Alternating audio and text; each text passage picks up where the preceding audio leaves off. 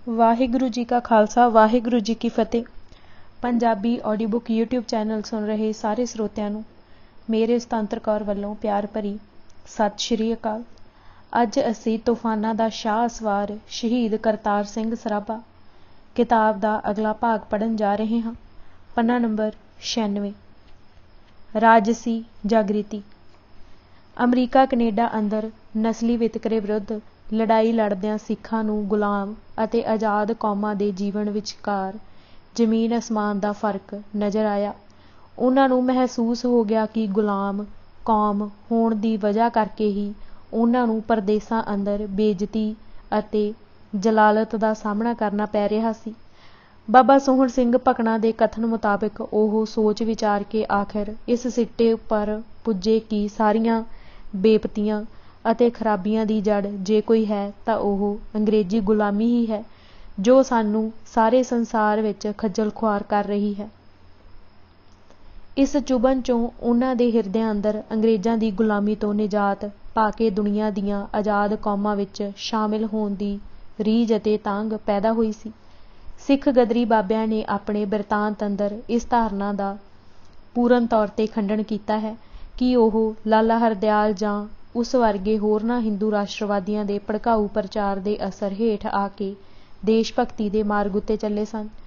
ਉਹਨਾਂ ਦੇ ਹਿਰਦਿਆਂ ਅੰਦਰ ਦੇਸ਼ ਭਗਤੀ ਦਾ ਜਜ਼ਬਾ ਕਿਸੇ ਹਿੰਦੂ ਰਾਸ਼ਟਰਵਾਦੀ ਦੀ ਸਿੱਖਿਆ ਜਾਂ ਪ੍ਰੇਰਨਾ ਨਾਲ ਨਹੀਂ, ਬਲਕਿ ਆਪਣੇ ਅਨੁਭਵ 'ਚੋਂ ਜ਼ੁਲਮ ਅਤੇ ਧੱਕੇਸ਼ਾਹੀ ਵਿਰੁੱਧ ਜੁਝਾਰੂ ਸਿੱਖ ਰਵਾਇਤਾਂ ਦੀ ਉਤਸ਼ਾਹਜਨਕ ਪ੍ਰੇਰਨਾ ਸਦਕਾ ਪੈਦਾ ਹੋਇਆ ਸੀ।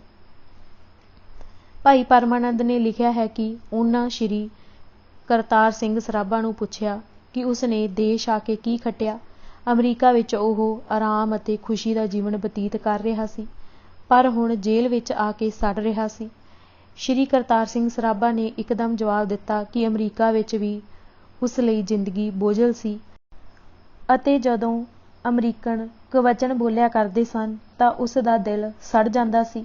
ਮੈਂ ਅਸਲ ਵਿੱਚ ਮਰ ਜਾਣਾ ਚਾਹੁੰਦਾ ਸਾਂ ਅਤੇ ਇੱਥੇ ਮਰਨ ਆਇਆ ਹਾਂ। ਇਸ ਤੋਂ ਸਰਾਭੇ ਅੰਦਰ ਸਵੈ ਮਾਣ ਅਤੇ ਸਵੈ ਸਨਮਾਨ ਦੇ ਪ੍ਰਚੰਡ ਭਾਵਾਂ ਦਾ ਪਤਾ ਚੱਲਦਾ ਹੈ। ਗੋਰਿਆਂ ਦੇ ਕਵਚਨ ਉਸ ਦੇ ਸਵੈ ਸਨਮਾਨ ਨੂੰ ਜ਼ਖਮੀ ਕਰ ਦਿੰਦੇ ਸਨ, ਜਿਹੜਾ ਉਸ ਤੋਂ ਬਰਦਾਸ਼ਤ ਨਹੀਂ ਹੁੰਦਾ ਸੀ। ਭਾਈ ਪਰਮਾਨੰਦ ਨੇ ਜਿਹੜੀ ਉਸ ਦੀ ਮਰਨ ਦੀ ਇੱਛਾ ਦੀ ਗੱਲ ਕੀਤੀ ਹੈ, ਉਹ ਕੋਈ ਆਤਮ ਹੱਤਿਆ ਵਰਗੀ ਗੱਲ ਨਹੀਂ ਸੀ। ਭਾਈ ਸਰਾਭਾ ਨੇ ਸ਼ਾਇਦ ਗੁਲਾਮੀ ਦੀ ਜਲਾਲਤ ਦੀ ਅਸਹਿ ਪੀੜ ਨੂੰ ਦਰਸਾਉਣ ਲਈ ਇਹ ਤਿੱਖੀ ਸ਼ਬਦਾਵਲੀ ਵਰਤ ਲਈ ਸੀ। ਬਾਬਾ ਵਿਸਾਖਾ ਸਿੰਘ, ਭਾਈ ਜਵਾਲਾ ਸਿੰਘ ਅਤੇ ਭਾਈ ਸੰਤੋਖ ਸਿੰਘ ਹੋਰਾਂ ਦੇ ਮਨਾਂ ਅੰਦਰ ਦੇਸ਼ ਨੂੰ ਆਜ਼ਾਦ ਕਰਵਾਉਣ ਅਤੇ ਇਸ ਮੰਤਵ ਵਾਸਤੇ ਜਥੇਬੰਦ ਹੋਣ ਦਾ ਵਿਚਾਰ ਕਿਵੇਂ ਪੈਦਾ ਹੋਇਆ। ਬਾਬਾ ਜਵਾਲਾ ਸਿੰਘ ਨੇ ਇਸ ਦਾ ਵਰਣਨ ਇੰਝ ਕੀਤਾ ਹੈ। ਅਸੀਂ ਆਪਸ ਵਿੱਚ ਪਰਸਪਰ ਆਪਣੇ ਦੇਸ਼ ਦੀ ਬੁਰੀ ਹਾਲਤ ਉੱਤੇ ਵਿਚਾਰ ਕਰਿਆ ਕਰਦੇ ਸਾਂ ਅਤੇ ਇਸ ਦੀ ਗੁਲਾਮੀ ਅਤੇ ਮੰਦੀ ਹਾਲਤ ਨੂੰ ਦੂਰ ਕਰਨ ਵਾਸਤੇ ਸੋਚਿਆ ਕਰਦੇ ਸਾਂ ਕਿ ਮੰਦੀ ਹਾਲ ਅਤੇ ਗੁਲਾਮੀ ਕਿਸ ਤਰ੍ਹਾਂ ਦੂਰ ਹੋ ਸਕਦੀ ਹੈ। ਬਹੁਤ ਸੋਚ ਵਿਚਾਰ ਕੇ ਬਾਅਦ ਵਿੱਚ ਅਸੀਂ ਇਸ ਨਤੀਜੇ 'ਤੇ ਪਹੁੰਚੇ ਕਿ ਜਦ ਤੱਕ ਦੇਸ਼ ਸੇਵਕ ਆਪਣਾ ਸਰਬੰਸ ਗਰੀਬਾਂ ਅਤੇ ਦੇਸ਼ ਦੀ ਗੁਲਾਮੀ ਕੱਟਣ ਵਾਸਤੇ ਵਾਰਨ ਨੂੰ ਤਿਆਰ ਨਹੀਂ ਹੁੰਦੇ, ਕਦੇ ਭਾਰਤ ਦਾ ਉਧਾਰ ਹੋ ਹੀ ਨਹੀਂ ਸਕਦਾ ਅਤੇ ਉਹ ਨਿਸ਼ਕਾਮ ਸੇਵਕ ਆਪਣੇ ਦੇਸ਼ ਵਾਸਤੇ ਕੰਮ ਕਰਨ ਅਤੇ ਆਪਣੀਆਂ ਜਾਨਾਂ ਆਪਣੇ ਦੇਸ਼ ਵਾਸਤੇ ਦੇ ਦੇਣ, ਆਪਣਾ ਹਰ ਇੱਕ ਕੰਮ ਦੇਸ਼ ਵਾਸਤੇ ਕਰਨ ਅਤੇ ਉਹਨਾਂ ਸੇਵਕਾਂ ਦਾ ਖਾਣ ਪੀਣ, ਉੱਠਣਾ ਬਹਿਣਾ, ਸੌਣਾ ਜਾਗਣਾ, ਮਰਨਾ ਤੇ ਜਿਉਣਾ ਸਭ ਦੇਸ਼ ਵਾਸਤੇ ਹੀ ਹੋਵੇ। ਇਸੇ ਸਿਧਾਂਤ ਉੱਤੇ ਅਸੀਂ ਰਾਤ ਨੂੰ ਕੰਮ ਕਰਕੇ ਆਪਣੀ ਸਭਾ ਵਿੱਚ ਵਿਚਾਰ ਕਰਿਆ ਕਰਦੇ ਸਾਂ। ਪਾਠਕ ਜੀ, ਸਾਡੀ ਸਭਾ ਸਾਡੇ ਘਰ ਦੇ ਹੀ ਆਦਮੀ ਹੁੰਦੇ ਸਨ। ਜਦ ਹਮੇਸ਼ਾ ਹੀ ਕਿਸੇ ਇੱਕ ਗੱਲ 'ਤੇ ਵਿਚਾਰ ਹੁੰਦੀ ਰਹੇ ਤਦ ਆਦਮੀ 'ਤੇ ਬੜਾ ਪ੍ਰਭਾਵ ਪੈਂਦਾ ਹੈ। ਆਖਿਰ ਮੈਨੂੰ ਕੁਝ ਆਦਮੀਆਂ ਨੇ ਆਖਿਆ ਕਿ ਇੱਕ ਸਭਾ ਬਣਾਉਣੀ ਚਾਹੀਦੀ ਹੈ ਅਤੇ ਉਸ ਦਾ ਉਹੀ ਆਦਮੀ ਮੈਂਬਰ ਬਣ ਸਕਦਾ ਹੋਵੇ ਜੋ ਆਪਣਾ ਜੀਵਨ ਦੇਸ਼ ਵਾਸਤੇ ਅਰਪਣ ਕਰ ਦੇਵੇ। ਅਸਾਂ ਇੱਕ ਦਿਨ ਸਭ ਆਦਮੀਆਂ ਇੱਕ ਦੂਜੇ ਨੂੰ ਪੁੱਛਣਾ ਆਰੰਭ ਕਰ ਦਿੱਤਾ ਕਿ ਦੱਸ ਭਾਈ, ਆਪ ਆਪਣੇ ਦੇਸ਼ ਵਾਸਤੇ ਆਪਣੀ ਪਿਆਰੀ ਤੋਂ ਪਿਆਰੀ ਚੀਜ਼ ਕੀ ਵਾਰ ਸਕਦੇ ਹੋ ਅਤੇ ਆਪਣਾ ਸਮਾਂ ਦੇਸ਼ ਵਾਸਤੇ ਕਿਤਨਾ ਕੁ ਦੇਖ ਸਕਦੇ ਹੋ। ਕਿਸੇ ਨੇ ਆਪਣੀ ਕਮਾਈ ਦਾ ਚੌਥਾ ਹਿੱਸਾ ਕਿਸੇ ਨੇ ਆਪਣਾ ਜੀਵਨ ਹੀ ਦੇਣ ਨੂੰ ਆਖਿਆ। ਪਰ ਅਸੀਂ ਪਹਿਲਾਂ ਹੀ ਫੈਸਲਾ ਕਰ ਚੁੱਕੇ ਸਾਂ ਕਿ ਇਸ ਸਭਾ ਦਾ ਉਹੀ ਮੈਂਬਰ ਬਣੇ ਜਿਸ ਨੇ ਆਪਣਾ ਜੀਵਨ ਦੇਸ਼ ਵਾਸਤੇ ਦੇਣਾ ਹੈ। ਬਾਬਾ ਜਵਾਲਾ ਸਿੰਘ ਅਤੇ ਉਹਨਾਂ ਦੇ ਸਾਥੀਆਂ ਨੇ ਆਪਣਾ ਜੀਵਨ ਦੇਸ਼ ਨੂੰ ਅਰਪਣ ਕਰਨ ਦਾ ਫੈਸਲਾ ਕਿਵੇਂ ਕੀਤਾ, ਇਸ ਦਾ ਵਿਸਥਾਰ ਵਿੱਚ ਵਰਣਨ ਬਾਬਾ ਵਿਸਾਖਾ ਸਿੰਘ ਜੀ ਨੇ ਆਪਣੀ ਕਾਵਿ ਰੂਪ ਵਿੱਚ ਲਿਖੀ ਆਤਮ ਕਥਾ ਵਿੱਚ ਕੀਤਾ ਹੈ। ਉਹਨਾਂ ਨੇ ਦੱਸਿਆ ਕਿ ਹਰ ਰੋਜ਼ ਸ਼ਾਮ ਨੂੰ ਕੰਮਕਾਰ ਨਿਪਟਾਉਣ ਤੋਂ ਬਾਅਦ ਉਹ ਸਾਰੇ ਸ਼੍ਰੀ ਗੁਰੂ ਗ੍ਰੰਥ ਸਾਹਿਬ ਦੀ ਪਾਵਨ ਹਜ਼ੂਰੀ ਵਿੱਚ ਮਿਲ ਬੈਠ ਕੇ ਰਹਿਰਾਸ ਦਾ ਪਾਠ ਕਰਿਆ ਕਰਦੇ ਸਨ। ਇੱਕ ਦਿਨ ਕੀ ਹੋਇਆ ਕਿ ਸ਼ਾਮ ਨੂੰ ਕੰਮ ਦੀ ਛੁੱਟੀ ਹੋ ਜਾਣ ਤੋਂ ਬਾਅਦ ਬਾਬਾ ਜਵਾਲਾ ਸਿੰਘ ਅਤੇ ਭਾਈ ਸੰਤੋਖ ਸਿੰਘ ਦੋਵੇਂ ਅਲੈਦਾ ਜਾ ਬੈਠੇ ਅਤੇ ਆਪਸ ਵਿੱਚ ਗੂੜ੍ਹ ਵਿਚਾਰਾਂ ਕਰਦੇ ਰਹੇ। ਬਾਕੀ ਸਿੰਘ ਰਹਿਰਾਸ ਦਾ ਪਾਠ ਸਮਾਪਤ ਕਰਕੇ ਉਹਨਾਂ ਦੀ ਉਡੀਕ ਕਰਨ ਲੱਗੇ। ਰਾਤ ਦਾ ਹਨੇਰਾ ਹੋ ਗਿਆ ਤਾਂ ਦੋਵੇਂ ਭਾਈ ਸਾਹਿਬ ਸੰਗਤ ਦੇ ਉਤਾਰੇ ਹੋਏ ਜੋੜਿਆਂ ਵਿੱਚ ਹੱਥ ਬੰਨ੍ਹੀ ਖਲੋਤੇ ਨਜ਼ਰ ਆਏ। ਉਹਨਾਂ ਨੇ ਬਾਬਾ ਵਿਸਾਖਾ ਸਿੰਘ ਨੂੰ ਬੇਨਤੀ ਕੀਤੀ ਕਿ ਉਹ ਡੂੰਘੀ ਸੋਚ ਵਿਚਾਰ ਤੋਂ ਬਾਅਦ ਇਸ ਫੈਸਲੇ 'ਤੇ ਪਹੁੰਚੇ ਹਨ ਕਿ ਆਪਣਾ ਜੀਵਨ ਦੇਸ਼ ਸੇਵਾ ਵਿੱਚ ਅਰਪਣ ਕੀਤਾ ਜਾਵੇ ਅਤੇ ਇਸ ਨੇਕ ਕਾਰਜ ਲਈ ਉਹ ਗੁਰੂ ਦੀ ਆਗਿਆ ਲੈਣੀ ਚਾਹੁੰਦੇ ਸਨ। ਬਾਬਾ ਵਿਸਾਖਾ ਸਿੰਘ ਜੀ ਨੇ ਉਹਨਾਂ ਦੀ ਇੱਛਾ ਉੱਤੇ ਫੁੱਲ ਚੜ੍ਹਾਉਂਦਿਆਂ ਸ਼੍ਰੀ ਗੁਰੂ ਗ੍ਰੰਥ ਸਾਹਿਬ 'ਚੋਂ ਹੁਕਮਨਾਮਾ ਲਿਆ। ਬਾਬਾ ਜੀ ਦੇ ਸ਼ਬਦਾਂ ਵਿੱਚ ਜਦ ਵਾਕ ਲਿਆ ਤਾਂ ਗੁਰੂ ਗ੍ਰੰਥ ਸਾਹਿਬ ਨੇ ਵਾਕ ਦੁਆਰਾ ਆਨੰਦ ਕੀਤਾ ਹੈ। ਵੀਰ ਜੀ ਆਪ ਤਿਆਰ ਹੋ ਜਾਓ। ਤਦ ਦੋਵੇਂ ਵੀਰ ਤਿਆਰ ਹੋ ਗਏ। ਅਰਦਾਸਾ ਸੋਧ ਦੀਆਂ ਰਾਤ ਉਮੀਦ ਨਹੀਂ ਵੀਰ ਸੋਏ ਹੋਣ। ਦਿਨ ਚੜ੍ਹਿਆ ਸਾਨੂੰ ਕਹਿਣ ਤੁਸੀਂ ਵੀ ਨਾਲ ਮਿਲ ਜਾਓ। ਤਦ ਮੈਂ ਕਿਹਾ ਗੁਰੂ ਸਾਹਿਬ ਨੂੰ ਪੁੱਛ ਲਈਏ। ਵਾਕ ਦੁਆਰਾ ਜੋ ਹੁਕਮ ਹੋਵੇਗਾ ਤਾਂ ਦਾਸ ਹਾਜ਼ਰ ਹੋ ਜਾਵੇਗਾ। ਜੀ ਵਾਕ ਲਿਆ ਤਾਂ ਇਹ ਵਾਕ ਆਇਆ। ਧਨਾਸਰੀ ਮਹੱਲਾ ਪੰਜਵਾਂ। ਚਤਰ ਦਿਸਾ ਕੀਨੋ ਬਲ ਆਪਣਾ ਸਿਰ ਉੱਪਰ ਕਰ ਧਾਰਿਓ। ਕਿਰਪਾ ਕਟਾਖ ਅਵਲੋਕਨ ਕੀਨੋ ਦਾਸ ਕਾ ਦੁਖ ਵਿਦਾਰਿਓ। ਹਰ ਜਨ ਰਾਖੇ ਗੁਰ ਗੋਵਿੰਦ ਕੰਠ ਲਾਏ ਅਵਗੁਣ ਸਭ ਮੇਟੇ ਦਿਆਲ ਪੁਰਖ ਬਖਸ਼ੰਦ ਰਹਾਓ। ਜੋ ਮੰਗੇ ਠਾਕੁਰ ਆਪਣੇ ਤੇ ਸੋਈ ਸੋਈ ਦੇਵੈ। ਨਾਨਕ ਦਾਸ ਮੁਖ ਤੇ ਜੋ ਬੋਲੇ ਇਹਾਂ ਉਹਾਂ ਸੱਚ ਹੋਵੈ। ਜਦ ਬਾਬਾ ਵਿਸਾਖਾ ਸਿੰਘ ਨੇ ਵੀ ਆਪਣੇ ਦੋਵਾਂ ਵੀਰਾਂ ਨਾਲ ਰਲ ਕੇ ਦੇਸ਼ ਸੇਵਾ ਲਈ ਜੀਵਨ ਅਰਪਣ ਕਰ ਦੇਣ ਦਾ ਨਿਸ਼ਚਾ ਕਰ ਲਿਆ ਤਾਂ ਉਸ ਦੇ ਝੱਟ ਬਾਅਦ ਉਹਨਾਂ ਦੇ ਦੋ ਹੋਰ ਸਾਥੀ ਭਾਈ ਹਜ਼ਾਰਾ ਸਿੰਘ ਦਦੇਹਰ ਅਤੇ ਭਾਈ ਨੌਧ ਸਿੰਘ ਜ਼ਿਲ੍ਹਾ ਲਾਹੌਰ ਪਿੰਡ ਪਠਾਨਕੇ ਵੀ ਨਾਲ ਰਲਣ ਲਈ ਤਿਆਰ ਹੋ ਗਏ। ਅਰਦਾਸਾ ਸੋਧ ਕੇ ਜਕਾਰੇ ਬੁਲਾਏ ਗਏ। ਇਸ ਤਰ੍ਹਾਂ 5 ਸਿੰਘਾਂ ਦਾ ਜਥਾ ਤਿਆਰ ਹੋ ਗਿਆ। ਬਾਬਾ ਜਵਾਲਾ ਸਿੰਘ ਪ੍ਰਧਾਨ, ਬਾਬਾ ਵਿਸਾਖਾ ਸਿੰਘ ਨੂੰ ਮੀਤ ਪ੍ਰਧਾਨ, ਬਾਬਾ ਸੰਤੋਖ ਸਿੰਘ ਨੂੰ ਸਕੱਤਰ ਅਤੇ ਭਾਈ ਹਜ਼ਾਰਾ ਸਿੰਘ ਨੂੰ ਗ੍ਰੰਥੀ ਅਤੇ ਭਾਈ ਨੌਧ ਸਿੰਘ ਨੂੰ ਖਜ਼ਾਨਚੀ ਥਾਪਿਆ ਗਿਆ। ਹੁਣ 5 ਸਿੰਘਾਂ ਨੇ ਆਪਸੀ ਵਿਚਾਰਾਂ ਕਰਨੀਆਂ ਅਤੇ ਰਲ ਕੇ ਕੰਮ ਕਰਨਾ ਸ਼ੁਰੂ ਕਰ ਦਿੱਤਾ। ਉਹਨਾਂ ਦੇ ਡੇਰੇ 'ਤੇ ਰੌਣਕਾਂ ਲੱਗਣੀਆਂ ਸ਼ੁਰੂ ਹੋ ਗਈਆਂ। ਹਰ ਸਾਲ ਦਸ਼ਮੇਸ਼ ਪਿਤਾ ਦਾ ਪ੍ਰਕਾਸ਼ ਪੁਰਬ ਪੂਰੀ ਧੂਮ-ਧਾਮ ਨਾਲ ਮਨਾਇਆ ਜਾਣ ਲੱਗਾ। 3 ਦਿਨ ਜਿੱਥੇ ਕਥਾ ਕੀਰਤਨ ਦਾ ਪ੍ਰਵਾਹ ਚੱਲਦਾ, ਉੱਥੇ ਨਾਲ ਹੀ ਦਿਨ ਵੇਲੇ ਭਾਰੀ ਦੀਵਾਨ ਸੱਜਦੇ ਅਤੇ ਪ੍ਰਬੁੱਧ ਬੁਲਾਰਿਆਂ ਵੱਲੋਂ ਦੇਸ਼ ਦੀ ਹਾਲਤ ਬਾਰੇ ਅਤੇ ਵਿਦੇਸ਼ੀ ਗੁਲਾਮੀ ਦਾ ਫਸਤਾ ਵੱਢਣ ਬਾਰੇ ਗਿਆਨਮਈ ਅਤੇ ਜ਼ੋਰ ਉਪਜਾਊ ਤਕਰੀਰਾਂ ਕੀਤੀਆਂ ਜਾਂਦੀਆਂ। ਬਾਬਾ ਵਿਸਾਖਾ ਸਿੰਘ ਦੀ ਆਤਮ ਕਥਾ ਵਿੱਚੋਂ ਉਹਨਾਂ ਦੇ ਕੰਮ ਕਰਨ ਦੇ ਢੰਗ ਅਤੇ ਪ੍ਰਚਾਰ ਸ਼ੈਲੀ ਦਾ ਨਮੂਨਾ ਮਿਲਦਾ ਹੈ। ਸੰਨ 1911 ਵਿੱਚ 27 ਦਸੰਬਰ ਵਾਲੇ ਦਿਨ ਹੋਲਟ ਫਾਰਮ ਵਿਖੇ ਮਨਾਏ ਗਏ ਗੁਰਪੁਰਬ ਦਾ ਬਿਆਨ ਬਾਬਾ ਜੀ ਨੇ ਇੰਜ ਕੀਤਾ ਹੈ। ਸੰਨ 1911 ਦੇ ਚੜ੍ਹਦਿਆਂ ਹੀ ਸੇਵਾ ਕੀਤੀ ਜੋ ਦਿਆਂ ਬਤਾ ਵੀਰੋ। ਜਵਾਲਾ ਸਿੰਘ ਨੇ 5 ਵਜੀਫੇ ਦਿੱਤੇ, ਮੁਲਕੋਂ ਲਈ ਸੀ 5 ਬੁਲਾ ਵੀਰੋ। ਵਿੱਚ ਬਰਕਲੀ ਉਹਨਾਂ ਨੂੰ ਜਗਾ ਦਿੱਤੀ, ਬੰਦੋਬਸਤ ਸੀ ਦਿਆ ਕਰਾ ਵੀਰੋ। ਨੰਦ ਸਿੰਘ ਜੀ ਉਹਨਾਂ ਵਿੱਚ ਲੈਕ ਸੀ ਜੀ, ਉਹਨੂੰ ਦੀਆਂ ਪ੍ਰਧਾਨ ਬਣਾ ਵੀਰੋ। ਇਕੱਠਾ ਕਰਕੇ ਬੰਦੋ ਜੀ ਬਸਤ ਸਾਰਾ, ਵਿੱਚ ਬਰਕਲੀ ਦੀਆਂ ਟਿਕਾ ਵੀਰੋ। ਲੱਗੇ ਵਿਦਿਆ ਪੜ੍ਹਨ ਪ੍ਰੇਮ ਸੇ ਜੀ, ਕੰਮ ਸੇਵਾ ਦਾ ਛਿੜਿਆ ਸੀ ਆ ਵੀਰੋ।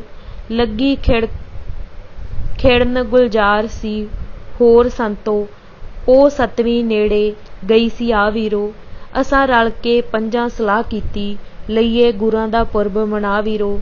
ਮਨਸਾਂ ਸਾਰਿਆਂ ਰਲ ਸੀ ਠੀਕ ਹੋਇਆ, ਪੱਕੀ ਹੋ ਗਈ ਸਾਡੀ ਸਲਾਹ ਵੀਰੋ। ਪਿੱਛੋਂ ਨਾਲ ਪ੍ਰੇਮ ਸਮਝਾ ਕਰਕੇ, ਕੱਠੀ ਲਈ ਜੀ ਮਾਈਆ ਕਰਾ ਵੀਰੋ। ਲੈਕ ਸਿੰਘਾਂ ਦੀ ਬੰਨ ਕਮੇਟੀ ਦਈਏ, ਗੁਰੂ ਲਈਏ ਦੁਆਰ ਬਣਾ ਵੀਰੋ। ਸੱਦ ਲਈਏ ਜੀ ਹਿੰਦੂਆਂ ਮੋਮਨਾਂ ਨੂੰ, ਨਾਲੇ ਸੱਦੀਏ ਸਿੰਘ ਭਰਾ ਵੀਰੋ। ਫੇਰ ਸਾਰਿਆਂ ਪਾਸ ਅਰਜ਼ੋਈ ਕਰੀਏ, ਨਾਲ ਦਈਏ ਪ੍ਰੇਮ ਸਮਝਾ ਵੀਰੋ। ਗੌਰਮੈਂਟ ਜੋ ਜ਼ੁਲਮ ਕਮਾ ਰਹੀ ਏ, ਸਾਰੇ ਵੀਰਾਂ ਨੂੰ ਦਈਏ ਸੁਣਾ ਵੀਰੋ। ਕਰ ਜਾਣ ਤਫਾਕੀ ਜਿਉਂ ਵੀਰੇ ਸਾਰੇ, ਬਣਤ ਸੋਈ ਜੀ ਲਈਏ ਬਣਾ ਵੀਰੋ। ਜ਼ੋਰ ਲਾਈਏ ਵੀਰ ਜੀ ਰਲ ਸਾਰੇ, ਗੌਰਮੈਂਟ ਨੂੰ ਦਈਏ ਧੱਕਾ ਲਾ ਵੀਰੋ। ਭਾਰਤ ਵਰਸ਼ ਨੂੰ ਰਲ ਉਠਾਲ ਦਈਏ, ਮਜ਼ਾ ਜ਼ੁਲਮ ਦਾ ਦਈਏ ਚਖਾ ਵੀਰੋ। ਉੜਕ ਨਿਬੜੀ ਸਾਡੀ ਸਲਾਹ ਸੰਤੋ, ਪੱਕੀ ਲਈ ਫਿਰ ਖੂਬ ਪਕਾ ਵੀਰੋ। ਚਿੱਠੇ ਲਿਖ ਭਰ ਭੇਜ ਦਈਏ ਸਾਰਿਆਂ ਨੂੰ, ਵਿੱਚ ਡਾਕ ਦੇ ਦਿੱਤੇ ਜੀ ਪਾ ਵੀਰੋ। ਸੱਦ ਭੇਜਿਆ ਸਾਰੇ ਮੋਮਨਾਂ ਨੂੰ, ਨਾਲ ਸੱਦੇ ਸੀ ਹਿੰਦੂ ਭਰਾ ਵੀਰੋ। ਸੱਚੇ ਪਾਤਸ਼ਾਹ ਦੀ ਦਇਆ ਹੋਈ, ਆਈਆਂ ਸੰਗਤਾਂ ਹੁਮ ਹੁਮਾ ਵੀਰੋ। 35 ਮੋਮੜ ਵੀ ਨਾਲ ਪ੍ਰੇਮ ਆਏ, 12 ਆਏ ਸੀ ਹਿੰਦੂ ਭਰਾ ਵੀਰੋ। ਹਰਦਿਆਲ ਤੇ ਪਰਮਾ ਸੀ ਨੰਦ ਆਏ, ਸਿੰਘ ਆਏ ਸੀ ਬਹੁਤ ਜੀ ਧਾਰ ਵੀਰੋ। ਕਿਤੇ ਢੋਲਕੀ ਛੈਣਿਆਂ ਰੰਗ ਲਾਇਆ, ਕਿਤੇ ਰਹੀਆਂ ਸਮਾਧੀਆਂ ਲਾ ਵੀਰੋ। ਆਈਆਂ ਸੰਗਤਾਂ ਹੁਮ ਹੁਮਾ ਕੇ, ਸ਼ੈਬਰ ਨਾਮ ਦੀ ਲੱਗੀ ਸੀ ਆ ਵੀਰੋ। ਲੈਕਚਰ ਹੋਮਦੇ ਕਿਤੇ ਪ੍ਰੇਮ ਸੇ ਜੀ, ਰਹੇ ਵੀਰਾਂ ਨੂੰ ਵੀਰ ਸਮਝਾ ਵੀਰੋ। ਆਏ ਵੀਰਾਂ ਦੀ ਸਿੰਘ ਜੀ ਸੇਵਾ ਕਰਦੇ, ਗਰਮ ਕਰ ਛਕਾਮਦੇ ਚਾਹ ਵੀਰੋ। ਭੋਗ ਪੈਣ ਦਾ ਜਦੋਂ ਸੀ ਸਮਾਂ ਆਇਆ, ਬਾਹਰੋਂ ਸਭ ਨੂੰ ਲਿਆ ਬੁਲਾ ਵੀਰੋ। ਕੀਤਾ ਕੀਰਤਨ ਸੀ ਸੰਗਤਾਂ ਰਲ ਸੋਹਣਾ, ਰਿਹਾ ਦਿਨ ਸੀ ਉਹ ਸੁਹਾ ਵੀਰੋ। ਪਿੱਛੋਂ ਉੱਠ ਕਰ ਅਸਾਂ ਅਪੀਲ ਕੀਤੀ, ਪਹਿਲਾਂ ਵੀਰਾਂ ਨੂੰ ਫਤਿਹ ਬੁਲਾ ਵੀਰੋ। ਦਇਆ ਕਰੋ ਜੇ ਰਲ ਕੇ ਤੁਸੀਂ ਵੀਰੋ, ਆਪਾਂ ਤਾਈਂ ਫਿਰ ਦਈਏ ਬਤਾ ਵੀਰੋ। ਸਿੰਘਾਂ ਸਾਰਿਆਂ ਛੱਡ ਜੈਕਾਰ ਦਿੱਤਾ, ਮੁਖੋਂ ਦੀਆਂ ਸੀ ਹਾਂ ਅਲਾ ਵੀਰੋ। ਸੁਣੋ ਤੁਸੀਂ ਪ੍ਰੇਮ ਸੇ ਖਾਲਸਾ ਜੀ, ਦਈਏ ਗੁਰੂ ਦੁਆਰ ਬਣਾ ਵੀਰੋ। ਦਿਓ ਗੱਫੇ ਜੀ ਖੁੱਲ੍ਹ ਹੁਣ ਨਾਗਣੀ ਦੇ, ਕੱਠੇ ਲਈਏ ਖਾਂ ਹੁਣ ਉਘਰਾ ਵੀਰੋ। ਲੈਕ ਵੀਰਾਂ ਨੂੰ ਚੁਣ ਕੇ ਇਸ ਜਗ੍ਹਾ, ਦਈਏ ਸੋਹਣੀ ਕਮੇਟੀ ਸਜਾ ਵੀਰੋ। ਕਰੋ ਮਿਹਰ ਹੁਣ ਸੰਗਤੇ ਆਪ ਸਾਰੇ, ਮਾਇਆ ਕੱਠੀ ਜੀ ਲਈਏ ਕਰਾ ਵੀਰੋ। ਕਰ ਬੇਨਤੀ ਵੀਰਾਂ ਇਹ ਸਾਰਿਆਂ ਨੂੰ, ਪਿੱਛੋਂ ਦੀਆਂ ਫਿਰ ਸੀਸ ਨਿਵਾ ਵੀਰੋ। ਸੁਣੀ ਬੇਨਤੀ ਜਦੋਂ ਇਹ ਸੰਗਤਾਂ ਨੇ, ਚੜ੍ਹ ਗਿਆ ਫਿਰ ਸਭ ਨੂੰ ਚਾਅ ਵੀਰੋ। ਦੇਣ ਲੱਗੇ ਫਿਰ ਮਾਇਆ ਪ੍ਰੇਮ ਸੇ ਜੀ, ਇੱਕ ਦੂਜੇ ਤੋਂ ਰਹੇ ਦੁਆ ਵੀਰੋ। ਕਈ ਤਾੜ ਕੇ ਆਖਦੇ, ਸਾਡੇ ਤਾਈਂ ਤੁਸੀਂ ਪਹਿਲਾਂ ਨਹੀਂ ਦੱਸਿਆ ਜਾ ਵੀਰੋ। ਪਾਸ ਡਾਲਾ ਨਹੀਂ ਲੈ ਕਰ ਆਏ ਅਸੀਂ, ਸਾਥੋਂ ਲਓ ਖਾਂ ਹੁਣ ਲਿਖਾ ਵੀਰੋ। ਡੇਰੀ ਆਣ ਕਰ ਸਾਡੀ ਜੀ ਲੈ ਲੈਣਾ, ਅਸੀਂ ਦਈਏ ਸੱਚ ਸੁਣਾ ਵੀਰੋ। 1005 ਕੁ ਡਾਲਾ ਸੀ ਨਗਦ ਹੋਇਆ, ਬਹੁਤਾ ਦਿਆ ਸੀ ਸਭਨਾ ਲਿਖਾ ਵੀਰੋ। ਪਿੱਛੋਂ ਚੁਣ ਕੇ ਸਿੰਘ ਜੀ ਲੈਕ 12, ਦਿੱਤੀ ਸੋਹਣੀ ਕਮੇਟੀ ਬਣਾ ਵੀਰੋ। ਜਵਾਲਾ ਸਿੰਘ ਪ੍ਰਧਾਨ ਬਣਾ ਦਿਆ, ਸਾਨੂੰ ਮਾਇਆ ਸੀ ਦਿੱਤੀ ਗਿਣਾ ਵੀਰੋ।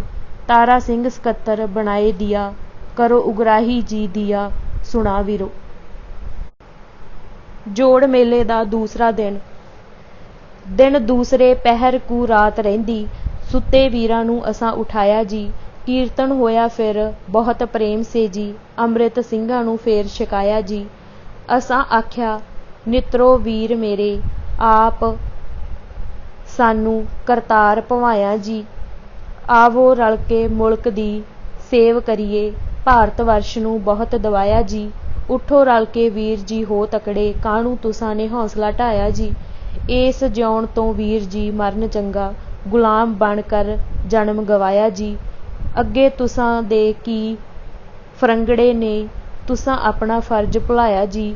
ਹਿੰਦੂ ਮੋਮਨ ਸਿੰਘ ਰਲ ਜਾਓ ਸਾਰੇ, ਸਾਨੂੰ ਮੌਕਾ ਮਹਾਰਾਜ ਦੁਆਇਆ ਜੀ। ਮਜ਼ਾ ਦੇਈਏ ਚਖਾ ਹੁਣ ਜ਼ਾਲਮਾਂ ਨੂੰ, ਸਾਨੂੰ ਮੌਕਾ ਮਹਾਰਾਜ ਦੁਆਇਆ ਜੀ। ਇੰਨੇ ਬਚਨ ਜਾ ਕੀਤੇ ਸੀ ਅਸਾਂ ਵੀਰੋ, ਸਿੰਘਾਂ ਸੋਹਣਾ ਜੈਕਾਰਾ ਬੁਲਾਇਆ ਜੀ। ਕਈ ਮਿਲ ਗਏ ਸਿੰਘ ਤਿਆਰ ਹੋ ਕੇ, ਸਾਡਾ ਸਾਥ ਸੀ ਉਹਨਾਂ ਬਣਾਇਆ ਜੀ। ਹਰਦਿਆਲ ਤੇ ਪਰਮਾ ਸੀ ਨੰਦ ਭਾਈ, ਇਹਨਾਂ ਉੱਠ ਕੇ ਹਾਲ ਸੁਣਾਇਆ ਜੀ। ਅਸਾਂ ਆਖਿਆ ਹਰਦਿਆਲ ਤਾਈਂ, ਕਰੀਏ ਕੰਮ ਤੇ ਆਖ ਸਮਝਾਇਆ ਜੀ। ਮੈਨੂੰ ਆਏ ਨੂੰ 3 ਨਾ ਸਾਲ ਹੋਏ, ਇਸ ਕਰਕੇ ਵਿੱਚ ਨਾ ਆਇਆ ਜੀ। ਲੈਕਚਰ ਹੋਂਦੇ ਰਹੇ ਪ੍ਰੇਮ ਸੇ ਜੀ, ਦੁਪਹਿਰ ਹੋਈ ਪ੍ਰਸ਼ਾਦਾ ਛਕਾਇਆ ਜੀ। ਥੋੜ੍ਹਾ ਚਿਰ ਜਾ ਸੰਗਤਾਂ ਰਾਮ ਕੀਤਾ, ਫੇਰ ਉੱਠ ਦੀਵਾਨ ਸਜਾਇਆ ਜੀ।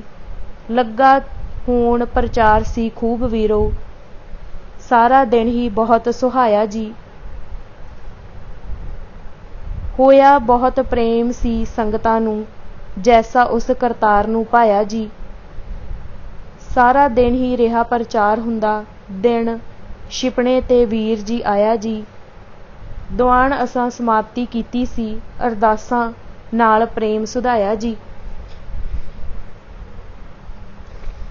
ਤੀਸਰੇ ਦਿਨ ਦਾ ਜੋੜ ਮੇਲਾ। ਦਿਨ ਤੀਸਰੇ ਪਹਿਰ ਕੂ ਰਾਤ ਰਹਿੰਦੀ, ਸੁੱਤੇ ਵੀਰਾਂ ਨੂੰ ਆਪ ਜਗਾਉਣ ਲੱਗੇ। ਪਹਿਲਾਂ ਆਸਾ ਦੀ ਵਾਰ ਦਾ ਭੋਗ ਪਾਇਆ, ਗਰਮਾ ਗਰਮ ਪ੍ਰਸ਼ਾਦਾ ਛਕਾਉਣ ਲੱਗੇ। ਦਿਨ ਤੀਸਰੇ ਵੀ ਰਿਹਾ ਦੀਵਾਨ ਸੋਹਣਾ, ਦੁਪਹਿਰ ਹੋਈ ਪ੍ਰਸ਼ਾਦਾ ਛਕਾਉਣ ਲੱਗੇ। ਸਾਰਾ ਦਿਨ ਹੀ ਰਿਹਾ ਪ੍ਰਚਾਰ ਹੁੰਦਾ, ਸ਼ਾਮ ਪਈ ਤੇ ਵਿਦਾ ਕਰਾਉਣ ਲੱਗੇ। ਨਾਲ ਕਈਆਂ ਦੇ ਤੁਰ ਕੇ ਗਏ ਅਸੀਂ, ਸਭਨਾਂ ਨਾਲ ਪ੍ਰੇਮ ਨਿਭਾਉਣ ਲੱਗੇ। ਦੂਰ ਵਾਲਿਆਂ ਸਵੇਰ ਜੀ ਨਾਲ ਜਾ ਕੇ ਗੱਡੀ ਨਾਲ ਪ੍ਰੇਮ ਚੜ੍ਹਾਉਣ ਲੱਗੇ। ਪਿੱਛੋਂ ਬੈਠ ਕਰ ਗੁਰਾਂ ਹਜ਼ੂਰ ਸੰਤੋ, ਸ਼ੁਕਰ ਉਸ ਕਰਤਾਰ ਮਨਾਉਣ ਲੱਗੇ। ਬਣ ਜਾਏਗਾ ਗੁਰੂ ਦੁਆਰ ਸੋਹਣਾ, ਗੁਰੂ ਸਾਹਿਬ ਨੂੰ ਸੀਸ ਝੁਕਾਉਣ ਲੱਗੇ। ਨਾਲੇ ਮੁਲਕ ਦਾ ਸੋਹਣਾ ਸੁਧਾਰ ਹੋਊ, ਅਸੀਂ ਵਾਸਤੇ ਰੱਬ ਦੇ ਪਾਉਣ ਲੱਗੇ। ਤੂੰ ਹੀ ਜੀਵ ਤੋਂ ਨਾਮ ਜਪਾਉਣ ਵਾਲਾ, ਤੇਰੀ ਆਸ ਫੇਰ ਸਾਰੇ ਤਕਾਉਣ ਲੱਗੇ। ਸੇਵਾਦਾਰ ਵਿਸਾਖ ਦੀ ਬੇਨਤੀ ਜੀ, ਭਾਰਤ ਵਰਸ਼ ਦਾ ਭਲਾ ਸੀ ਚਾਹੁਣ ਲੱਗੇ। ਬਾਬਾ ਵਿਸਾਖਾ ਸਿੰਘ ਜੀ ਦੇ ਉਪਰੋਕਤ ਬਿਰਤਾਂਤ ਤੋਂ ਪ੍ਰਤੱਖ ਹੋ ਜਾਂਦਾ ਹੈ ਕਿ ਅਮਰੀਕਾ ਕੈਨੇਡਾ ਅੰਦਰ ਸਿੱਖਾਂ ਵਿੱਚ ਦੇਸ਼ ਭਗਤੀ ਦੀ ਲਗਨ ਆਤਮਿਕ ਜਾਗ੍ਰਿਤੀ ਦੇ ਜ਼ਰੀਏ ਪੈਦਾ ਹੋਈ। ਧਰਮ ਪ੍ਰਚਾਰ ਅਤੇ ਰਾਜਸੀ ਪ੍ਰਚਾਰ ਦਾ ਕੰਮ ਜੁੜਵੇਂ ਰੂਪ ਨਾਲ ਚੱਲਿਆ। ਬਾਬਾ ਜਵਾਲਾ ਸਿੰਘ ਅਤੇ ਉਹਨਾਂ ਦੇ ਸਾਥੀਆਂ ਨੇ ਦੇਸ਼ ਲਈ ਜੀਵਨ ਅਰਪਣ ਕਰਨ ਦਾ ਫੈਸਲਾ ਆਪਣੇ ਪੱਧਰ ਤੇ ਕੀਤਾ ਸੀ।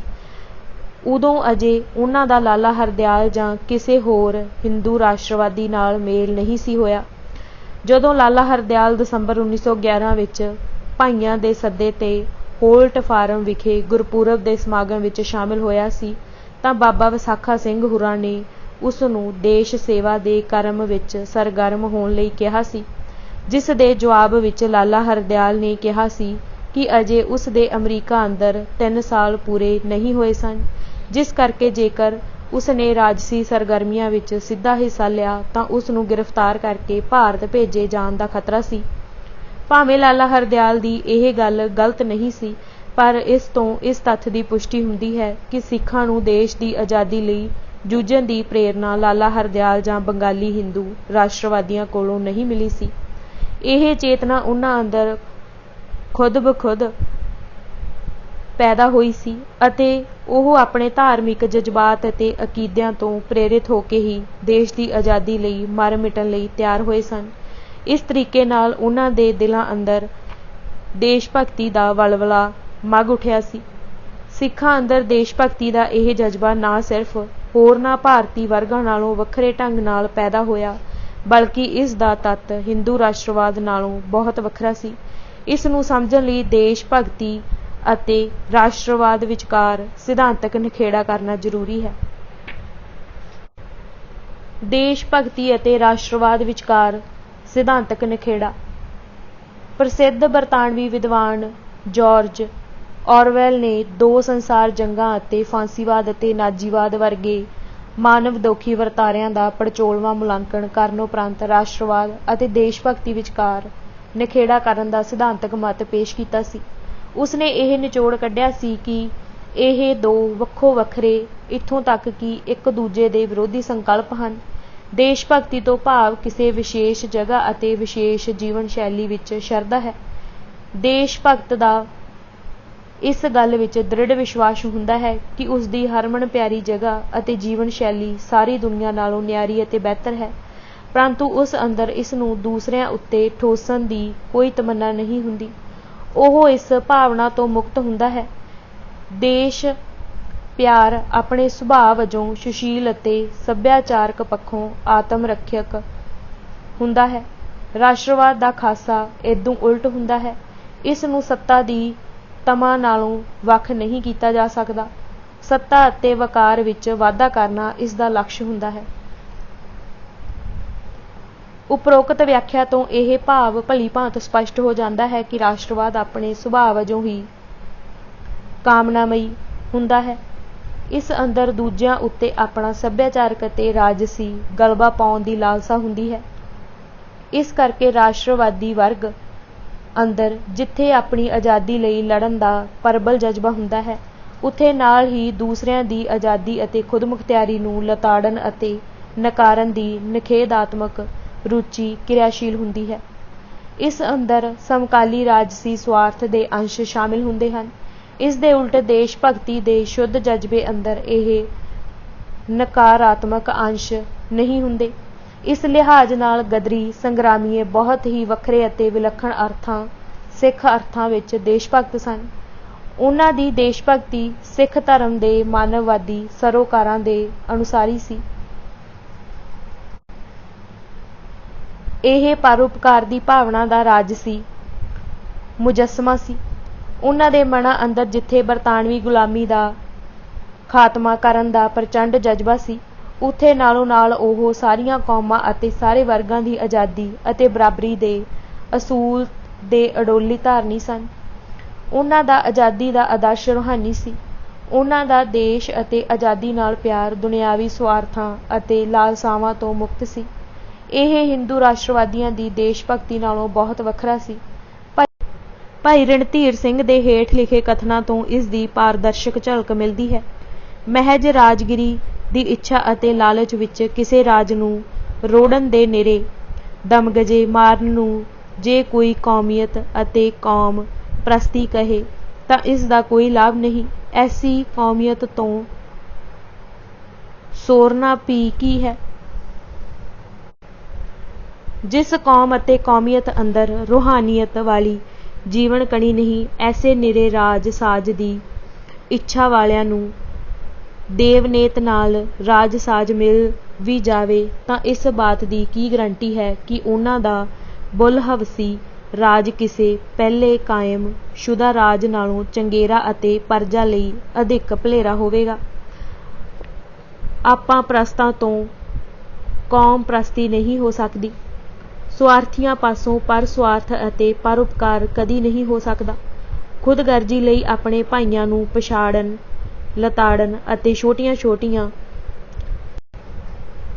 ਸਿੱਕਦਾਰੀਆਂ ਅਤੇ ਅਹੁਦੇਦਾਰੀਆਂ ਨੂੰ ਜੱਫਾ ਮਾਰਨ ਵਾਲਿਆਂ ਤੋਂ ਇਹ ਆਸ ਤੱਕਣੀ ਕਿ ਉਹ ਕੌਮ, ਦੇਸ਼ ਜਾਂ ਜਨਤਾ ਦੇ ਭਲੇ ਲਈ ਕੁਝ ਕਰਨਗੇ, ਨਿਰੀ ਖਾਮ ਖਿਆਲੀ ਹੈ।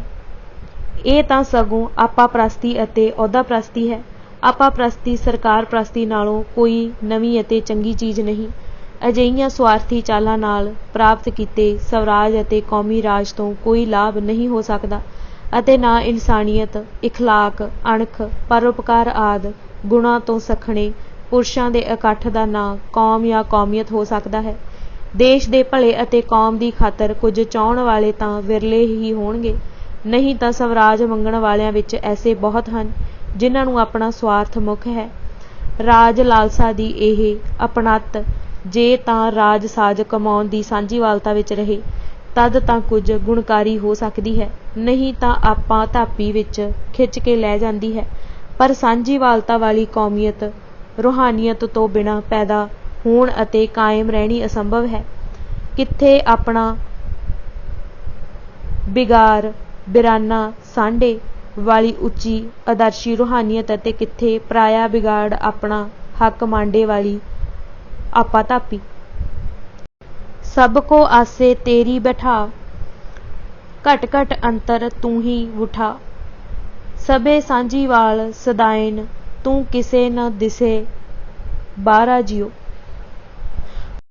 ਗੁਰਵਾਕ ਦੇ ਭਾਵ ਨਾਮ ਦੀ ਪ੍ਰੇਮ ਤਾਰ ਲੜੀ ਵਿੱਚ ਇੱਕ ਸਾਥ ਪਰੋਤੇ ਸਾਂਝੀਵਾਲਾਂ ਦੀ ਸਾਂਝੀਵਾਲਤਾ ਹੀ ਬਣ ਸਕਦੀ ਹੈ, ਜਿਨ੍ਹਾਂ ਨੂੰ ਆਪੋ ਆਪਣੀ ਪਈ ਹੋਵੇ। ਜੋ ਆਪਣੇ ਆਪਣੇ ਸਵਾਰਥ ਦੇ ਬੰਦੇ ਹੋਣ, ਉਹਨਾਂ ਦੀ ਸਾਂਝੀਵਾਲਤਾ ਕਿਵੇਂ ਬਣ ਸਕਦੀ ਹੈ? ਰੂਹਾਨੀਅਤ ਤੋਂ ਖਾਲੀ ਸਵਾਰਥੀਆਂ ਦੀ ਸਾਂਝੀਵਾਲਤਾ, ਨਾਸਤਕਾਂ ਅਤੇ ਮਾਦਾ ਪ੍ਰਸਤਾਂ ਦਾ ਇਕੱਠ, ਇਤਫਾਕ ਅਤੇ ਅਮਲ ਕੁਝ ਦਿਨਾਂ ਦਾ ਚਮਤਕਾਰ ਅਤੇ ਐਵੇਂ ਲਿਫਾਫਾ ਹੀ ਹੁੰਦਾ ਹੈ। ਅਸਲ ਵਿੱਚ ਇਹ ਅੰਤਰਗਤੀ ਖਹਿ ਖਹਿ ਮਰਨ ਵਾਲੀ ਖਿੱਚੋਤਾਣ ਹੀ ਹੈ। ਮਾਦਾ ਪ੍ਰਸਤ ਮੁਲਕਗੀਰ ਕੌਮਾਂ ਦਾ ਪਾਜ ਉੜਕ ਉਖਾੜਨਾ ਹੀ ਹੈ। ਮਲੇਸ਼ਤਾ ਦੀ ਸਪਿਰਿਟ ਨੇ ਖਹਿ ਹੋਣਾ ਹੀ ਹੈ। ਹਿਊਮੇ ਖੁਦਗਰਜ਼ੀਆਂ ਨਾਲ ਲੱਥ-ਪੱਥ ਹੋਏ ਜੀਵਾਂ ਦੇ ਇਕੱਠ ਨਾਲ ਕੌਮੀਅਤ ਨਹੀਂ ਬਣਦੀ। ਗੁਰੂ ਨਾਨਕ ਸਾਹਿਬ ਜੀ ਨੇ ਦੇਸ਼ ਦੇਸਾਂਤਰਾਂ ਵਿੱਚ ਰਟਨ ਕਰਕੇ ਫੇਰ ਨੌ ਜਾਮੇ ਧਾਰ ਅਧਿਕਾਰੀ ਯੋਗ ਰੂਹਾਂ ਅੰਦਰ ਸੱਚੀ ਅਤੇ ਸਦਾ ਕਾਇਮ ਰਹਿਣ ਵਾਲੀ ਰੂਹਾਨੀਅਤ ਭਰੀ। ਫੇਰ 10ਵੇਂ ਜਾਮੇ ਅੰਦਰ ਖੁਦ ਪ੍ਰਸਤੀ ਅਤੇ ਮਾਦਾ ਪ੍ਰਸਤ ਤੋਂ ਸਾਫ਼ ਪਾਕ ਖਾਲਸਾ ਧਰਮ ਅਤੇ ਪਰਉਪਕਾਰੀ ਪੁਰਸ਼ਾਂ ਦੀ ਸਾਰੀ ਸ੍ਰਿਸ਼ਟੀ ਦਾ ਭਲਾ ਚਾਹੁਣ, ਭਲਾ ਦੇਖਣ ਅਤੇ ਭਲਾ ਕਰਨ ਵਾਲੀ ਖਾਲਸਾ ਕੌਮ ਸਾਜੀ ਅਤੇ ਇਸ ਤਰ੍ਹਾਂ ਰੂਹਾਨੀਅਤ ਵਾਲੀ ਖਾਲਸਾ ਕੌਮੀਅਤ ਦੀ ਨੀਂਹ ਰੱਖੀ। ਪਰ ਨਿਰਾ ਰਾਜ ਭਾਗ ਭੁਗਤਾਉਣਾ ਹਿਤ ਨਹੀਂ, ਸਗੋਂ ਜੀ ਦਾਨ ਦੇ ਭਗਤੀ ਲਾਉਣ ਹਿਤ, ਅਕਾਲ ਪੁਰਖ ਨਾਲ ਮੇਲ ਮਿਲਾਉਣ ਹਿਤ, ਆਤਮਿਕ ਔਜ ਦੀ ਰੂਹਾਨੀਅਤ ਦ੍ਰਿੜਾਏ ਕੇ ਖਾਲਸ ਜਨਾਂ ਦੇ ਰੋਮ ਰੋਮ ਅੰਦਰ ਇਹ ਰੂਹਾਨੀਅਤ ਰੁਮਕਾ ਕੇ ਪਰਉਪਕਾਰੀ ਜਨ ਬਣਾ ਕੇ ਸੱਚੀ ਸ੍ਰੇਸ਼ਟ ਅਤੇ ਖਾਲਸ ਤੱਤ ਕੌਮੀਅਤ ਦੀ ਸਾਜਨਾ ਸਾਜੀ। ਨਿਰੀ ਸਵਰਾਜ ਦੀ ਇੱਛਾ ਲਈ ਨਹੀਂ, ਸਗੋਂ ਧਰਮ ਦਾ ਰਾਜ ਵਥਾਰਨ ਲਈ, ਜ਼ੁਲਮ ਅਤੇ ਦੁਸ਼ਟ ਦੀ ਜੜ ਉਖਾੜਨ ਲਈ, ਰਾਜ ਕਾਮਨਾ ਤੋਂ ਰਹਿਤ ਨਿਰੋਲ ਧਰਮ ਉਪਕਾਰ ਦਾ ਔਜ, ਪਰਮਾਰਥੀ ਅਤੇ ਆਤਮ ਸੁਤੰਤਰੀ ਹਲੇਮੀ ਰਾਜ ਵਿਥਾਰਨ ਲਈ ਇਸ ਰੂਹਾਨੀਅਤ ਸੰਜੀਵਨੀ ਕੌਮੀਅਤ ਦੀ ਅਵਚਲ ਨੀਂਹ ਧਰੀ। ਅੱਜ ਉਸ ਉੱਚੇ ਆਦਰਸ਼ ਤੋਂ ਖੁੱਥੇ ਖੁਸ਼ਕ ਸਮਾਜ ਸੁਧਾਰਕਾਂ ਦੇ ਮਗਰ ਲੱਗ ਕੇ ਲੋਕਾਂ ਵਿੱਚ ਫੋਕੀ ਕੂਰ ਪੁਕਾਰ ਕੌਮੀਅਤ ਦੀ ਹੋ ਰਹੀ ਹੈ। ਇਸੇ ਪੁਕਾਰ ਦੇ ਸਿਲਸਿਲੇ ਵਿੱਚ ਧਰਮ ਅਤੇ ਰੂਹਾਨੀਅਤ ਨੂੰ ਕੌਮੀਅਤ ਦਾ ਦੁਸ਼ਮਣ ਸਮਝਿਆ ਜਾ ਰਿਹਾ ਹੈ। ਇਹੋ ਦੇਸ਼ ਅਤੇ ਦੇਸ਼ ਵਾਸੀਆਂ ਦੀ ਅਧੋਗਤੀ ਦਾ ਕਾਰਨ ਬਣ ਰਿਹਾ ਹੈ। ਭਾਈ ਸਾਹਿਬ ਦੇ ਉਪਰੋਕਤ ਵਿਚਾਰ ਕਿੰਨੇ ਅੱਖਰ ਅੱਖਰ ਸੱਚ ਸਾਬਿਤ ਹੋਏ ਹਨ। ਭਾਗ 6ਵਾਂ ਜਥੇਬੰਦੀ ਅਤੇ ਰਣਨੀਤੀ ਸਰਾਬੇ ਨੂੰ ਮੰਜ਼ਿਲ ਦਿਸ ਪਈ। ਉੱਤਰੀ ਅਮਰੀਕਾ ਅੰਦਰ ਭਾਰਤੀ ਆਵਾਸੀਆਂ ਦੀ ਜਥੇਬੰਦੀ ਦਾ ਮੁੱਢ ਕੈਨੇਡਾ ਦੇ ਸਿੱਖਾਂ ਨੇ ਬੰਨ੍ਹਿਆ ਸੀ। ਇਸ ਵਿੱਚ ਵੈਨਕੂਵਰ ਦੇ ਗੁਰਦੁਆਰੇ ਦਾ ਨਿਰਣਾਇਕ ਰੋਲ ਸੀ। ਇਸ ਦੀ ਪੁਸ਼ਟੀ ਬਾਬਾ ਸੋਹਣ ਸਿੰਘ ਭਕਨਾ ਦੇ ਇਹਨਾਂ ਕਥਨਾਂ ਤੋਂ ਹੁੰਦੀ ਹੈ। ਕੈਨੇਡਾ ਅੰਦਰ ਕਿਉਂਕਿ ਸਿੱਖਾਂ ਨੇ ਗੁਰਦੁਆਰਾ ਬਣਾਉਣ ਵਿੱਚ ਪਹਿਲ ਕੀਤੀ ਸੀ, ਇਹੋ ਕਾਰਨ ਸੀ ਕਿ ਕੈਨੇਡਾ ਵਿੱਚ ਅਮਰੀਕਨ ਸਿੱਖਾਂ ਨਾਲੋਂ ਪਹਿਲਾਂ ਜਾਗ੍ਰਿਤ ਆ ਗਈ ਸੀ ਅਤੇ ਜਥੇਬੰਦੀ ਹੋ ਗਈ ਸੀ, ਅਤੇ ਸਾਨੂੰ ਅਮਰੀਕਾ ਵਸਦੇ ਹਿੰਦੀਆਂ ਨੂੰ ਕੈਨੇਡਾ ਵਾਸੀ ਭਰਾਵਾਂ ਨੇ ਸਿਖਾਇਆ ਕਿ ਸਾਂਝੇ ਹੱਕਾਂ ਦੀ ਰਾਖੀ ਲਈ ਜਥੇਬੰਦ ਘੋਲ ਦੀ ਜ਼ਰੂਰਤ ਹੈ। ਇਸ ਨਿਰਣੇ ਦੀ ਪੁਸ਼ਟੀ ਸਰਦਾਰ ਜਗਜੀਤ ਸਿੰਘ ਨੇ ਵੀ ਕੀਤੀ ਹੈ। ਉਹਨਾਂ ਨੇ ਗਦਰ ਪਾਰਟੀ ਅਤੇ ਲਹਿਰ ਦਾ ਭਰਵਾਂ ਵਿਸ਼ਲੇਸ਼ਣ ਕਰਦਿਆਂ ਇਹ ਨਿਸ਼ਚਿਤ ਰਾਏ ਪ੍ਰਗਟਾਈ ਹੈ ਕਿ ਕੈਨੇਡਾ ਦੇ ਹਿੰਦੀ ਕਾਮਿਆਂ ਵਿੱਚ ਅਮਰੀਕਾ ਦੇ ਹਿੰਦੀ ਕਾਮਿਆਂ ਨਾਲੋਂ ਪਹਿਲੋਂ ਰਾਜਸੀ ਜਾਗ੍ਰਿਤੀ ਆਈ। ਗਦਰ ਪਾਰਟੀ ਬਣਨ ਤੋਂ ਪਹਿਲੋਂ ਕੈਨੇਡਾ ਦੇ ਹਿੰਦੀ ਕਾਮੇ ਵਧੇਰੇ ਜਥੇਬੰਦ ਸਨ ਅਤੇ ਉਹਨਾਂ ਦੀ ਜੱਦੋ-ਜਹਿਦ ਪਹਿਲੋਂ ਸ਼ੁਰੂ ਹੋਈ, ਜਿਸ ਦੀ ਅਗਵਾਈ ਉਹਨਾਂ ਵਿੱਚੋਂ ਪੈਦਾ ਹੋਏ ਆਪਣੇ ਹੀ ਗਰੁੱਪ ਦੇ ਹੱਥ ਸੀ। ਬਾਬਾ ਭਕਨਾ ਨੇ ਪ੍ਰਦੇਸ਼ਾਂ ਅੰਦਰ ਰਹਿੰਦੇ ਭਾਰਤੀ ਵਾਸੀਆਂ ਨੂੰ ਰਾਜਸੀ ਤੌਰ 'ਤੇ ਜਾਗਰੂਕ ਅਤੇ ਜਥੇਬੰਦ ਕਰਨ ਵਿੱਚ ਗੁਰਦੁਆਰਿਆਂ ਦੀ ਕੇਂਦਰੀ ਭੂਮਿਕਾ ਦਾ ਜ਼ਿਕਰ ਵਾਰ-ਵਾਰ ਕੀਤਾ ਹੈ। अपनी उम्र के आखिरी गेड़ विच प्रोफैसर प्रेम सिंह बजाज नाल लम्मी चौड़ी गलबात दौरान उन्हां ने सिख धर्म की इस विशेषता उत्ते माण करदिआं कहा सी, विदेशां विच हिंदियां दे सुख आराम तो इलावा गुरुद्वारे राजसी सरगर्मियां अते देश आज़ादी दीआं लहरां दे भी जबरदस्त केंद्र रहे सन।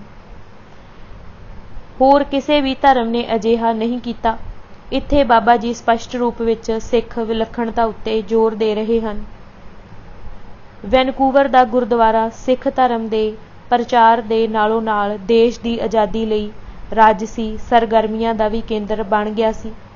अंग्रेज सरकार वल्लों लाहौर साजिश केस लई नामजद कीते गए विशेष ट्रिब्यूनल दी यह निश्चित राय सी कि वैनकूवर बगावती सरगर्मियां दा सब तो पहला केंद्र बनिया। सरबत दे भले दा सिख आदर्श। सिख धर्म अंदर मानववादी भावना इन्नी प्रबल है कि सिखां अंदर जदों सिख आदर्शां दे अनुसार जुल्म अते धक्केशाही विरुद्ध लड़न का जज्बा अंगड़ाई लैंदा है तां ओह केवल अपने तक सीमित नहीं रहिंदे, ओह होरनां मजलूम वर्गां दे दर्द नूं भी अपना दर्द बना लैंदे हन। गुरु नानक साहिब ने जदों बाबर दे जुल्मां नूं वंगारिया सी तां उन्हां ने मुल्कां धर्मां अते वर्गां दीआं सौड़ियां वंडां तो उपर उठ के मानव जाति दे दर्द नूं जुबान दित्ती सी। नौवें पातशाह ने औरंगजेब की धार्मिक तंगदिली अते कट्टड़पुणे दे सताए हिंदू ब्राह्मणां की औखी घड़ी विच बांह फड़न के जाबर हुक्मरान दा करोप सहेड़न तो झिझक नहीं प्रगटाई सी।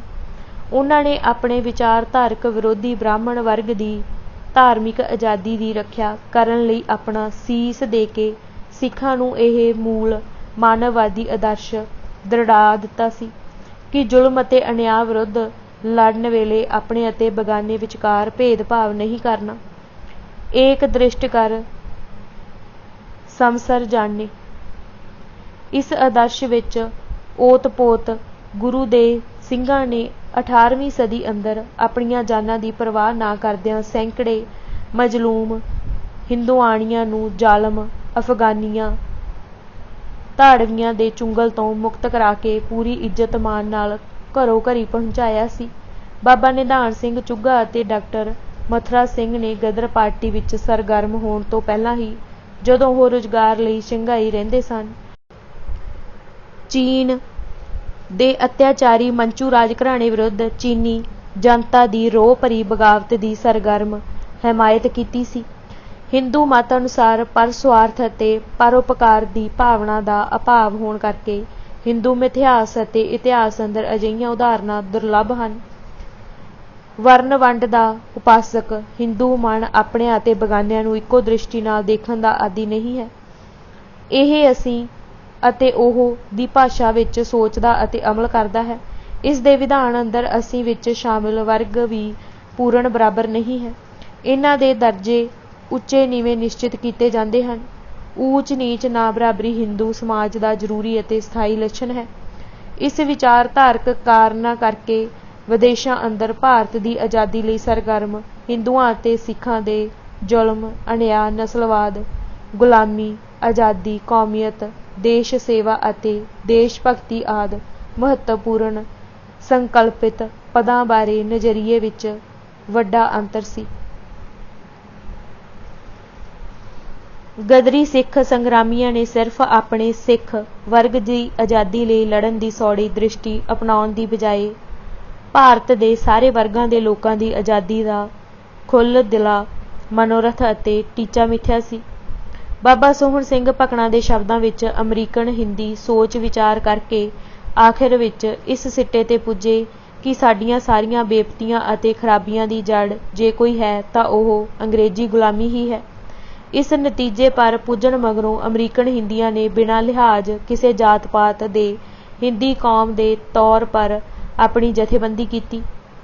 सिखां दी इस फराख दिली अते पर स्वार्थ बिरती दे उल्ट हिंदू राष्ट्रवादियों की सोचनी स्वार्थ अते तंगदिली दे ग्रहण तो मुक्त नहीं सी।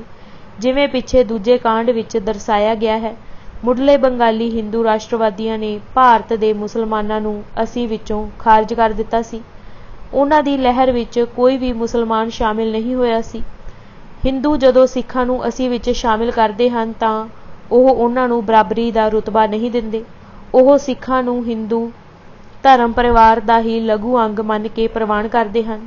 ਇਸ ਤਰੀਕੇ ਨਾਲ ਹਿੰਦੂ ਰਾਸ਼ਟਰਵਾਦੀਆਂ ਨੂੰ ਵੀ ਕਹਿਣ ਨੂੰ ਤਾਂ ਭਾਰਤ ਦੇ ਸਾਰੇ ਵਰਗਾਂ ਦੀ ਆਜ਼ਾਦੀ ਦਾ ਲੁਭਾਉਣਾ ਨਾਅਰਾ ਦਿੱਤਾ ਸੀ ਅਤੇ ਭਾਰਤ ਦੇ ਸਾਰੇ ਧਰਮਾਂ ਅਤੇ ਜਾਤਾਂ ਵਰਗਾਂ ਦੇ ਲੋਕਾਂ ਨੂੰ ਬਿਨਾਂ ਕਿਸੇ ਭੇਦਭਾਵ ਦੇ ਹਿੰਦੀ ਕੌਮ ਦੇ ਤੌਰ 'ਤੇ ਜਥੇਬੰਦ ਕਰਨ ਦੀ ਕਾਰਜ ਸੇਧ ਐਲਾਨੀ ਸੀ। ਪਰ ਉਹਨਾਂ ਦੀ ਕਹਿਣੀ ਅਤੇ ਕਰਨੀ ਵਿੱਚ ਬਹੁਤ ਵੱਡਾ ਪਾੜਾ ਸੀ। ਉਹਨਾਂ ਦੀ ਕਲਪੀ ਹੋਈ ਹਿੰਦੀ ਕੌਮ ਵਿੱਚ ਸਾਰੇ ਬਰਾਬਰ ਨਹੀਂ ਸਨ। ਇਸ ਤਰ੍ਹਾਂ ਘੱਟ ਗਿਣਤੀ ਧਾਰਮਿਕ ਭਾਈਚਾਰਿਆਂ ਅਤੇ ਦਲਿਤ ਵਰਗਾਂ ਦੀ ਹੈਸੀਅਤ ਦੋਮ ਦਰਜੇ ਦੀ ਸੀ। ਭਾਰਤ ਦੀ ਆਜ਼ਾਦੀ ਤੋਂ ਬਾਅਦ ਹਿੰਦੂ ਬ੍ਰਾਹਮਣਵਾਦੀਆਂ ਹਾਕਮਾਂ ਦੇ ਅਮਲ ਨੇ ਇਸ ਦੀ ਪੁਸ਼ਟੀ ਕਰ ਦਿੱਤੀ। ਉਹਨਾਂ ਵੱਲੋਂ ਭਾਰਤ ਦੇ ਸਾਰੇ ਵਰਗਾਂ ਨੂੰ ਆਪਣੇ ਨਾਲ ਰਲਾਉਣ ਦੀ ਸੋਚ ਅਤੇ ਰਣਨੀਤੀ ਕਿਸੇ ਉਚੇਰੇ ਮਾਨਵਵਾਦੀ ਆਦਰਸ਼ ਦੀ ਉਪਜ ਨਹੀਂ ਸੀ। ਇਸ ਪਿੱਛੇ ਉਹਨਾਂ ਦਾ ਸਮਕਾਲੀ ਰਾਜਸੀ ਸੁਆਰਥ ਕੰਮ ਕਰਦਾ ਸੀ। ਉਹ ਦੂਸਰੇ ਵਰਗਾਂ ਦੀ ਮਦਦ ਨਾਲ ਸੱਤਾ ਹਾਸਲ ਕਰਨੀ ਚਾਹੁੰਦੇ ਸਨ ਅਤੇ ਇਸ ਸੱਤਾ ਦੇ ਜ਼ਰੀਏ ਉਹਨਾਂ ਨੂੰ ਅਧੀਨ ਪੋਜੀਸ਼ਨ ਵਿੱਚ ਰੱਖਣ ਦੀ ਕਪਟਪੂਰਨ ਸੋਚ ਰੱਖਦੇ ਸਨ। ਇਸ ਕਰਕੇ ਉਹਨਾਂ ਦੀ ਕੌਮਵਾਦੀ ਕੂਕ ਪੁਕਾਰ ਪਰਉਪਕਾਰ ਅਤੇ ਪਰਸੁਆਰਥ ਦਾ ਪ੍ਰਗਟਾਵਾ ਨਹੀਂ ਸੀ ਬਲਕਿ ਸੁਆਰਥ ਵਿੱਚੋਂ ਨਿਕਲੀ ਰਾਜਸੀ ਤਰਕੀਬ ਸੀ। ਸਿੱਖਾਂ ਨੂੰ ਇਸ ਚਾਲ ਦੇ ਭਲੇਚੇ ਵਿੱਚ ਲੈਣ ਦੇ ਪ੍ਰਗਟ ਅਤੇ ਸੂਖਮ ਯਤਨ ਕੀਤੇ ਗਏ। ਹਿੰਦੂ ਵਿਦਿਆਰਥੀ ਅਤੇ ਵਿਦਵਾਨ ਅਮਰੀਕਾ ਕੈਨੇਡਾ ਵਿੱਚ ਮਿਹਨਤ ਮਜ਼ਦੂਰੀ ਕਰਨ ਵਾਲੇ ਅਨਪੜ੍ਹ ਜਾਂ ਅੱਧਪੜ੍ਹ ਪੇਂਡੂ ਕਿਸਾਨਾਂ ਤੋਂ ਇਲਾਵਾ ਕਾਫੀ ਸਾਰੇ ਭਾਰਤੀ ਵਿਦਿਆਰਥੀ ਅਲੱਗ-ਅਲੱਗ ਥਾਵਾਂ 'ਤੇ ਪੜ੍ਹਾਈ ਕਰ ਰਹੇ ਸਨ। ਇਹਨਾਂ ਵਿਦਿਆਰਥੀਆਂ ਦਾ ਮਿੱਲਾਂ ਅਤੇ ਖੇਤਾਂ ਵਿੱਚ ਮਜ਼ਦੂਰੀ ਕਰ ਰਹੇ ਆਪਣੇ ਦੇਸ਼ ਭਾਈਆਂ ਨਾਲ ਚੰਗਾ ਮੇਲ ਮਿਲਾਪ ਸੀ, ਜਿਸ ਨਾਲ ਦੋਵਾਂ ਦਾ ਇੱਕ ਦੂਜੇ ਉੱਤੇ ਪ੍ਰਭਾਵ ਪੈਣਾ ਸੁਭਾਵਿਕ ਸੀ। ਬਾਬਾ ਸੋਹਣ ਸਿੰਘ ਭਕਨਾ ਨੇ ਇਸ ਦਾ ਵਰਣਨ ਇਸ ਤਰ੍ਹਾਂ ਕੀਤਾ ਹੈ। ਹਿੰਦੀ ਮਜ਼ਦੂਰਾਂ ਦੇ ਇਲਾਵਾ ਜੋ ਹਿੰਦੀ ਵਿਦਿਆਰਥੀ ਅਮਰੀਕਾ ਵਿੱਚ ਤਾਲੀਮ ਹਾਸਲ ਕਰਨ ਜਾਂਦੇ ਸਨ, ਉਹਨਾਂ ਵਿੱਚ ਬਹੁਤ ਹਿੱਸਾ ਦਰਮਿਆਨੇ ਤਬਕੇ ਦਾ ਸੀ। ਸਾਲ ਵਿੱਚ ਜਦ ਗਰਮੀਆਂ ਦੀਆਂ ਛੁੱਟੀਆਂ ਹੁੰਦੀਆਂ ਤਾਂ ਕੈਲੀਫੋਰਨੀਆ ਵਿੱਚ ਆਪਣੇ ਖੇਤ ਮਜ਼ਦੂਰ ਭਾਈਆਂ ਨਾਲ ਖੇਤਾਂ ਅਤੇ ਬਗੀਚਿਆਂ ਵਿੱਚ ਕੰਮ ਕਰਦੇ ਸਨ ਅਤੇ ਓਰੇਗਨ, ਵਾਸ਼ਿੰਗਟਨ ਵਗੈਰਾ ਰਿਆਸਤਾਂ ਵਿੱਚ ਪੜ੍ਹਨ ਵਾਲੇ ਹਿੰਦੀ ਵਿਦਿਆਰਥੀ ਕਾਰਖਾਨਿਆਂ ਵਿੱਚ ਕੰਮ ਕਰਦੇ ਸਨ। ਇਸ ਤਰ੍ਹਾਂ ਆਪਣੀ ਮਿਹਨਤ ਨਾਲ ਸਾਲ ਭਰ ਦਾ ਪੜ੍ਹਾਈ ਦਾ ਖਰਚਾ ਕੱਢ ਲੈਂਦੇ ਸਨ। ਇਹਨਾਂ ਵਿਦਿਆਰਥੀਆਂ ਨੂੰ ਜੇ ਮਜ਼ਦੂਰ ਵਿਦਿਆਰਥੀ ਕਿਹਾ ਜਾਏ ਤਾਂ ਕੋਈ ਗਲਤ ਗੱਲ ਨਹੀਂ ਹੋਵੇਗੀ। ਦਿਨ ਦੇ ਕੰਮ ਤੋਂ ਇਲਾਵਾ ਵਿਦਿਆਰਥੀ ਨਾਈਟ ਸਕੂਲ ਖੋਲ੍ਹ ਦਿੰਦੇ ਸਨ, ਜਿਸ ਦਾ ਨਤੀਜਾ ਇਹ ਹੁੰਦਾ ਸੀ ਕਿ ਅਨਪੜ੍ਹ ਹਿੰਦੀ ਵੀ ਅੰਗਰੇਜ਼ੀ ਸਮਝਣ ਬੋਲਣ ਅਤੇ ਥੋੜ੍ਹੀ ਲਿਖਣੀ ਸਿੱਖ ਜਾਂਦੇ ਅਤੇ ਇਹ ਇਵਜ਼ ਵਿੱਚ ਨਾਈਟ ਸਕੂਲ ਵਿੱਚ ਪੜ੍ਹਨ ਵਾਲੇ ਕਾਫੀ ਰੁਪਇਆ ਇਕੱਠਾ ਕਰ ਦਿੰਦੇ, ਜਿਸ ਨਾਲ ਪੜ੍ਹਾਉਣ ਵਾਲੇ ਵਿਦਿਆਰਥੀ ਦਾ ਸਾਲ ਦਾ ਪੜ੍ਹਾਈ ਦਾ ਖਰਚਾ ਚੱਲ ਜਾਂਦਾ। ਇਹਦੇ ਇਲਾਵਾ ਖਿਆਲਾਤ ਦੇ ਤਬਾਦਲੇ ਦਾ ਵੀ ਇੱਕ ਦੂਸਰੇ 'ਤੇ ਚੰਗਾ ਅਸਰ ਰਹਿੰਦਾ। ਇਹੀ ਵਜ੍ਹਾ ਸੀ ਕਿ ਗਦਰ ਪਾਰਟੀ ਦੇ ਝੰਡੇ ਹੇਠ ਅਮਰੀਕਾ ਅਤੇ ਕੈਨੇਡਾ ਦੇ ਹਿੰਦੀ ਮਜ਼ਦੂਰਾਂ ਅਤੇ ਵਿਦਿਆਰਥੀਆਂ ਨੇ ਇੱਕ ਦੂਸਰੇ ਨਾਲ ਮੋਢਾ ਢਾਹ ਕੇ ਕੰਮ ਕੀਤਾ। ਵਿਦਿਆਰਥੀਆਂ ਦੇ ਇਲਾਵਾ ਕੁਝ ਹਿੰਦੂ ਵਿਦਵਾਨ ਵੀ ਅਲੱਗ-ਅਲੱਗ ਕਾਰਨਾਂ ਕਰਕੇ ਅਮਰੀਕਾ ਅਤੇ ਕੈਨੇਡਾ ਪਹੁੰਚੇ ਹੋਏ ਸਨ। ਕੁਝ ਰੁਜ਼ਗਾਰ ਦੀ ਕਾਮਨਾ ਨਾਲ ਅਤੇ ਕੁਝ ਸਰਕਾਰ ਵਿਰੋਧੀ ਰਾਜਸੀ ਵਿਚਾਰਾਂ ਕਰਕੇ ਭਾਰਤ ਅੰਦਰ ਰਾਜਸੀ ਜ਼ਬਰ ਤੋਂ ਬਚਣ ਲਈ ਸਵੈ ਇੱਛਾ ਨਾਲ ਜਲਾਵਤਨ ਹੋ ਗਏ ਸਨ। ਕੁਝ ਕੁ ਨੇ ਯੁੱਧ ਨੀਤਕ ਵਿਉਂਤ ਅਧੀਨ ਰਾਜਸੀ ਸਰਗਰਮੀਆਂ ਚਲਾਉਣ ਲਈ ਪੱਛਮ ਦੇ ਆਜ਼ਾਦੀ ਪਸੰਦ ਮੁਲਕਾਂ ਦੀ ਚੋਣ ਕੀਤੀ ਸੀ। ਇਹਨਾਂ 'ਚੋਂ ਕੁਝ ਯੂਰਪ ਦੇ ਮੁਲਕ ਵਿੱਚ ਟਿਕ ਗਏ ਸਨ ਅਤੇ ਥੋੜ੍ਹੇ ਜਿਹੇ ਅਮਰੀਕਾ ਜਾਂ ਕੈਨੇਡਾ ਪਹੁੰਚ ਗਏ ਸਨ। ਰਾਸ਼ਟਰਵਾਦੀ ਦ੍ਰਿਸ਼ਟੀ ਤੋਂ ਲਿਖੇ ਗਏ ਇਤਿਹਾਸ ਅੰਦਰ ਗਦਰ ਲਹਿਰ ਦੀ ਉਸਾਰੀ ਕਰਨ ਵਿੱਚ ਇਹਨਾਂ ਹਿੰਦੂ ਵਿਦਿਆਰਥੀਆਂ ਅਤੇ ਖਾਸ ਕਰਕੇ ਵਿਦਵਾਨਾਂ ਦੇ ਰੋਲ ਨੂੰ ਬੇਹੱਦ ਵਧਾ ਚੜ੍ਹਾ ਕੇ ਪੇਸ਼ ਕੀਤਾ ਗਿਆ ਸੀ। ਪਰ ਹਕੀਕਤ ਕੀ ਹੈ, ਇਸ ਬਾਰੇ ਬਾਬਾ ਭਕਨਾ ਦਾ ਮਤ ਇਸ ਪ੍ਰਕਾਰ ਹੈ। ਵਿਦਿਆਰਥੀਆਂ ਦੇ ਇਲਾਵਾ ਕੁਝ ਸਿਆਸਤਦਾਨ, ਆਲਿਮ, ਵਿਦਵਾਨ ਵੀ ਸਨ। ਇਹਨਾਂ ਵਿੱਚ ਲਾਲਾ ਹਰਦਿਆਲ ਵੀ ਸਨ। ਇਹ ਆਲਿਮ ਹਿੰਦੀ ਮਜ਼ਦੂਰਾਂ 'ਤੇ ਕੋਈ ਅੱਛਾ ਅਸਰ ਨਾ ਪਾ ਸਕੇ। ਕਦੀ ਕਦੀ ਹਿੰਦੀਆਂ ਨੂੰ ਅਪੀਲ ਕਰਕੇ ਕੁਝ ਰੁਪਇਆ ਇਕੱਠਾ ਕਰਦੇ ਅਤੇ ਹਿੰਦੁਸਤਾਨ ਜ਼ਬਾਨ ਵਿੱਚ 2-4 ਪਰਚੇ ਕੱਢ ਲੈਂਦੇ। ਗਦਰ ਪਾਰਟੀ ਦੀ ਕਾਇਮੀ ਤੋਂ ਪਹਿਲਾਂ ਇਹਨਾਂ ਆਲਿਮਾਂ ਨੇ ਹਿੰਦੁਸਤਾਨ ਦੀ ਆਜ਼ਾਦੀ ਲਈ ਕੋਈ ਠੋਸ ਕਦਮ ਉਠਾਇਆ ਹੋਵੇ, ਇਹ ਕਹਿਣਾ ਦਰੁਸਤ ਨਹੀਂ। ਹਿੰਦੁਸਤਾਨ ਦੀ ਆਜ਼ਾਦੀ ਦਾ ਮੁਕੰਮਲ ਨਾਅਰਾ ਦੇਣਾ ਅਤੇ ਅਮਲੀ ਕੰਮ ਕਰਨਾ, ਇਹ ਗਦਰ ਪਾਰਟੀ ਨੇ ਹੀ ਸਭ ਤੋਂ ਪਹਿਲਾਂ ਗੈਰ ਮੁਲਕਾਂ ਵਿੱਚ ਰਹਿਣ ਵਾਲੇ ਹਿੰਦੀਆਂ ਨੂੰ ਸਿਖਾਇਆ। ਵੈਨਕੂਵਰ ਦਾ ਗੁਰਦੁਆਰਾ ਭਾਰਤ ਦੀ ਆਜ਼ਾਦੀ ਲਈ ਸਰਗਰਮ ਸਾਰੇ ਧਰਮਾਂ ਅਤੇ ਜਾਤਾਂ ਵਰਗਾਂ ਦੇ ਭਾਰਤੀ ਆਵਾਸੀਆਂ ਦਾ ਪ੍ਰਮੁੱਖ ਅੱਡਾ ਬਣ ਗਿਆ ਸੀ। ਸਿੱਖੀ ਦੇ ਸੁਨਹਿਰੀ ਅਸੂਲ ਮੁਤਾਬਿਕ ਉੱਥੇ ਧਰਮ ਅਤੇ ਜਾਤ ਦੀ ਕੋਈ ਨਿੰਦ ਵਿਚਾਰ ਨਹੀਂ ਕੀਤੀ ਜਾਂਦੀ ਸੀ। ਸਿੱਖਾਂ ਦੇ ਨਾਲੋਂ ਨਾਲ ਇੱਕਾ ਦੁੱਕਾ ਹਿੰਦੂ ਅਤੇ ਮੁਸਲਮਾਨ ਵੀ ਆਪਣੇ ਦੇਸ਼ ਭਾਈਆਂ ਨੂੰ ਨਸਲੀ ਭੇਦਭਾਵ ਅਤੇ ਗੁਲਾਮੀ ਵਿਰੁੱਧ ਉਭਾਰਨ ਅਤੇ ਜਥੇਬੰਦ ਕਰਨ ਲਈ ਗੁਰਦੁਆਰੇ ਦੇ ਮੰਚ ਦੀ ਆਜ਼ਾਦੀ ਨਾਲ ਵਰਤੋਂ ਕਰਦੇ ਸਨ। ਗੁਰੂ ਦੱਤ ਕੁਮਾਰ ਨਾਂ ਦੇ ਬੁੱਧੀਮਾਨ ਨੇ 1910 ਈਸਵੀ ਵਿੱਚ ਸੁਦੇਸ਼ ਸੇਵਕ ਦੇ ਨਾਂ ਹੇਠ ਮਾਸਿਕ ਪੰਜਾਬੀ ਪਰਚਾ ਛਾਪਣਾ ਆਰੰਭ ਕੀਤਾ, ਜਿਸ ਵਿੱਚ ਭਾਰਤੀਆਂ ਨੂੰ ਗੁਲਾਮੀ ਵਿਰੁੱਧ ਜੂਝਣ ਦੀ ਪ੍ਰੇਰਨਾ ਦਿੱਤੀ ਜਾਂਦੀ ਸੀ। 1911 ਵਿੱਚ ਵੈਨਕੂਵਰ ਵਿਖੇ ਇੱਕ ਗੁਜਰਾਤੀ ਦੇਸ਼ ਭਗਤ ਦੀ ਅਗਵਾਈ ਹੇਠ ਸਾਰੇ ਭਾਰਤੀਆਂ ਦੀ ਸਾਂਝੀ ਜਥੇਬੰਦੀ ਯੂਨਾਈਟਿਡ ਇੰਡੀਆ ਲੀਗ ਬਣਾਈ ਗਈ। ਇਸ ਦਾ ਸਦਰ ਦਫ਼ਤਰ ਵੀ ਗੁਰਦੁਆਰੇ ਅੰਦਰ ਹੀ ਸੀ, ਪਰ ਇਹ ਜਥੇਬੰਦੀ ਕੋਈ ਬਹੁਤੀ ਅਰਥ ਭਰਪੂਰ ਸਰਗਰਮੀ ਨਾ ਕਰ ਸਕੀ ਅਤੇ ਥੋੜ੍ਹੇ ਸਮੇਂ ਬਾਅਦ ਹੀ ਗੈਰ ਸਰਗਰਮ ਹੋ ਗਈ ਸੀ। ਜੀ.ਡੀ. ਕੁਮਾਰ ਥੋੜ੍ਹੇ ਸਮੇਂ ਲਈ ਪ੍ਰਚਾਰ ਸਰਗਰਮੀਆਂ ਚਲਾਉਣ ਤੋਂ ਬਾਅਦ ਵੈਨਕੂਵਰ ਛੱਡ ਕੇ ਸਿਆਟਲ, ਅਮਰੀਕਾ ਚਲਾ ਗਿਆ। ਉੱਥੇ ਇੱਕ ਤਾਰਕਨਾਥ ਦਾਸ ਨਾਉ ਦਾ ਬੰਗਾਲੀ ਵਿਦਿਆਰਥੀ, ਜਿਹੜਾ ਬੰਗਾਲ ਦੀ ਹਿੰਦੂ ਰਾਸ਼ਟਰਵਾਦੀ ਜੁਝਾਰੂ ਜਥੇਬੰਦੀ ਅਨੁਸ਼ੀਲਨ ਸੰਮਤੀ ਦਾ ਮੈਂਬਰ ਸੀ, ਅੰਗਰੇਜ਼ੀ ਜ਼ੁਬਾਨ ਵਿੱਚ ਫ੍ਰੀ ਹਿੰਦੁਸਤਾਨ ਦੇ ਟਾਈਟਲ ਹੇਠ ਇੱਕ ਪਰਚਾ ਛਾਪਦਾ ਸੀ, ਪਰ ਇਹ ਪਰਚਾ ਵੀ ਛੇਤੀ ਹੀ ਠੱਪ ਹੋ ਗਿਆ ਸੀ। ਬਾਬਾ ਸੋਹਣ ਸਿੰਘ ਭਕਨਾ ਨੇ ਜੀ.ਡੀ. ਕੁਮਾਰ ਅਤੇ ਤਾਰਕਨਾਥ ਦੇ ਕਿਰਦਾਰ ਦਾ ਪਾਜ ਇੰਜ ਉਘਾੜਿਆ ਹੈ। ਸਾਡੀ ਪਾਰਟੀ ਕਾਇਮ ਹੋਣ ਤੋਂ ਪਹਿਲਾਂ ਅਮਰੀਕਾ ਵਿੱਚ ਹਰਨਾਮ ਸਿੰਘ ਜੀ ਕਾਰੀ, ਸਾਰੀ, ਬਾਬੂ ਤਾਰਕਨਾਥ ਅਤੇ ਜੀ.ਡੀ. ਕੁਮਾਰ, ਇਹਨਾਂ ਤਿੰਨਾਂ ਦੀ ਪਾਰਟੀ ਸੀ ਅਤੇ ਇਹ ਥੋੜ੍ਹਾ ਦੇਸ਼ ਭਗਤੀ ਦਾ ਪ੍ਰਚਾਰ ਵੀ ਕੀਤਾ ਕਰਦੇ ਸਨ। ਪਰ ਭਾਈ ਹਰਨਾਮ ਸਿੰਘ ਜੀ ਤੋਂ ਬਿਨਾਂ ਦੂਜੇ ਦੋਵੇਂ ਇਸ ਪ੍ਰਚਾਰ ਦੁਆਰਾ ਆਪਣਾ ਹੀ ਗਹੁ ਕੱਢਦੇ ਸਨ, ਜਿਸ ਦਾ ਅਸਰ ਆਮ ਲੋਕਾਂ ਦੇ ਦਿਲਾਂ ਪਰ ਬੁਰਾ ਪੈਂਦਾ ਸੀ। ਇਹੋ ਕਾਰਨ ਸੀ ਕਿ ਅਮਰੀਕਾ ਵਿੱਚ ਪੜ੍ਹੇ ਲਿਖੇ ਆਦਮੀ ਅਕਸਰ ਬਦਨਾਮ ਹੋ ਚੁੱਕੇ ਸਨ ਅਤੇ ਆਮ ਹਿੰਦੀ ਉਹਨਾਂ ਪਰ ਭਰੋਸਾ ਨਹੀਂ ਸਨ ਕਰਦੇ। ਜੀ.ਡੀ. ਕੁਮਾਰ ਨੇ ਪੋਰਟਲੈਂਡ, ਓਰੇਗਨ ਵਿੱਚ ਹਿੰਦੀਆਂ ਦੀ ਇੱਕ ਸੁਸਾਇਟੀ ਵੀ ਕਾਇਮ ਕੀਤੀ ਸੀ, ਪਰ ਉਹ 3 ਮਹੀਨੇ ਤੋਂ ਵੱਧ ਨਾ ਚੱਲ ਸਕੀ, ਕਿਉਂ ਜੋ ਜੀ.ਡੀ. ਕੁਮਾਰ ਨੇ ਲੋਕਾਂ ਪਾਸੋਂ ਚੰਦਾ ਉਗਰਾਉਣ ਅਤੇ ਸਿਆਟਲ ਵਿੱਚ ਹਿੰਦੀ ਵਿਦਿਆਰਥੀਆਂ ਦੀ ਰਿਹਾਇਸ਼ ਲਈ ਇੱਕ ਮਕਾਨ ਖਰੀਦਿਆ ਸੀ, ਜਿਸ ਦਾ ਨਾਮ ਇੰਡੀਆ ਹਾਊਸ ਰੱਖਿਆ ਸੀ। ਅਖੀਰ ਵਿੱਚ ਉਹ ਉਸ ਮਕਾਨ ਪਰ ਆਪ ਹੀ ਜੱਫਾ ਮਾਰ ਬੈਠਾ ਅਤੇ ਵੇਚ ਦਿੱਤਾ। ਉਹ ਪੈਸਾ ਵੀ ਆਪ ਹੀ ਹੜੱਪ ਕਰ ਗਿਆ। ਅਮਰੀਕਾ ਵਿੱਚ ਜਥੇਬੰਦੀ। ਅਮਰੀਕਾ ਅੰਦਰ ਜਥੇਬੰਦੀ ਬਣਾਉਣ ਦਾ ਸਿਲਸਿਲਾ ਇੱਕੋ ਵੇਲੇ 2 ਅਲੱਗ-ਅਲੱਗ ਕੇਂਦਰਾਂ 'ਤੇ ਅਲੱਗ-ਅਲੱਗ ਤਰੀਕਿਆਂ ਨਾਲ ਚੱਲਿਆ। ਕੈਲੀਫੋਰਨੀਆ ਵਿੱਚ ਜ਼ਿਆਦਾਤਰ ਭਾਰਤੀ ਆਵਾਸੀ ਖੇਤਾਂ ਅਤੇ ਬਾਗਾਂ ਵਿੱਚ ਕੰਮ ਕਰਦੇ ਸਨ। ਇਹ ਲਗਭਗ ਸਾਰੇ ਪੰਜਾਬੀ ਸਿੱਖ ਕਿਸਾਨ ਸਨ। ਉਹ ਇੱਕ ਦੂਜੇ ਨਾਲੋਂ ਦੂਰ ਦੁਰਾਡੀਆਂ ਥਾਵਾਂ 'ਤੇ ਰਹਿੰਦੇ ਸਨ, ਜਿਸ ਕਰਕੇ ਉਹਨਾਂ ਦਾ ਆਪਸ ਵਿੱਚ ਮੇਲ ਮਿਲਾਪ ਬਹੁਤਾ ਆਮ ਅਤੇ ਨੇਮਬੱਧ ਨਹੀਂ ਸੀ। ਉਹ ਕਿਸੇ ਵਿਸ਼ੇਸ਼ ਮੌਕੇ 'ਤੇ ਹੀ ਇਕੱਠੇ ਹੁੰਦੇ ਸਨ। ਸਟਾਕਟਨ ਦਾ ਗੁਰਦੁਆਰਾ ਬਣਨ ਤੋਂ ਪਹਿਲਾਂ ਬਾਬਾ ਜਵਾਲਾ ਸਿੰਘ ਅਤੇ ਬਾਬਾ ਵਿਸਾਖਾ ਸਿੰਘ ਹੋਰਾਂ ਦਾ ਫਾਰਮ, ਜਿਹੜਾ ਇੱਕ ਤਰ੍ਹਾਂ ਦਾ ਗੈਰ ਰਸਮੀ ਗੁਰਦੁਆਰਾ ਹੀ ਸੀ, ਦੇਸ਼ ਭਾਈਆਂ ਦੇ ਮਿਲਣ ਤੇ ਰਾਜਸੀ ਵਿਚਾਰਾਂ ਕਰਨ ਦਾ ਮੁੱਖ ਅੱਡਾ ਸੀ। ਉੱਥੇ ਹਰ ਸਾਲ ਪੌ ਸੁਦੀ 7ਵੀਂ ਗੁਰੂ ਗੋਬਿੰਦ ਸਿੰਘ ਜੀ ਦੇ ਪ੍ਰਕਾਸ਼ ਪੁਰਬ ਦੇ ਮੁਬਾਰਕ ਦਿਹਾੜੇ 'ਤੇ ਅਖੰਡ ਪਾਠ ਕੀਤਾ ਜਾਂਦਾ ਸੀ ਅਤੇ 3 ਦਿਨ ਨਿਰੰਤਰ ਧਰਮ ਪ੍ਰਚਾਰ ਅਤੇ ਰਾਜਸੀ ਵਿਚਾਰ ਚਰਚਾ ਦਾ ਪ੍ਰਵਾਹ ਚੱਲਦਾ ਰਹਿੰਦਾ ਸੀ। ਸਾਰਾ ਵਾਤਾਵਰਨ ਰੂਹਾਨੀ ਰੰਗ ਵਿੱਚ ਰੰਗਿਆ ਜਾਂਦਾ ਸੀ। ਅਕਤੂਬਰ 1912 ਵਿੱਚ ਜਦ ਸਟਾਕਟਨ ਦਾ ਗੁਰਦੁਆਰਾ ਰਸਮੀ ਰੂਪ ਵਿੱਚ ਆਰੰਭ ਹੋ ਗਿਆ ਸੀ, ਤਾਂ ਵੈਨਕੂਵਰ ਦੇ ਗੁਰਦੁਆਰੇ ਦੀ ਤਰਜ਼ 'ਤੇ ਹੀ ਉਹ ਅਮਰੀਕਾ ਅੰਦਰ ਰਾਜਸੀ ਸਰਗਰਮੀਆਂ ਦਾ ਧੁਰਾ ਬਣ ਗਿਆ ਸੀ। ਅਮਰੀਕਾ ਦੀਆਂ ਓਰੇਗਨ ਅਤੇ ਵਾਸ਼ਿੰਗਟਨ ਰਿਆਸਤਾਂ ਵਿੱਚ ਜਥੇਬੰਦੀ ਦਾ ਕੰਮ ਥੋੜ੍ਹਾ ਵੱਖਰੇ ਤਰੀਕੇ ਨਾਲ ਚੱਲਿਆ। ਇਹਨਾਂ ਰਿਆਸਤਾਂ ਅੰਦਰ ਭਾਰਤੀ ਆਵਾਸੀ ਮੁੱਖ ਤੌਰ 'ਤੇ ਕੋਲੰਬੀਆ ਦਰਿਆ ਦੇ ਕੰਢਿਆਂ 'ਤੇ ਉਸਰੇ ਲੱਕੜੀ ਦੇ ਵੱਡੇ ਵੱਡੇ ਕਾਰਖਾਨਿਆਂ ਵਿੱਚ ਕੰਮ ਕਰਦੇ ਸਨ।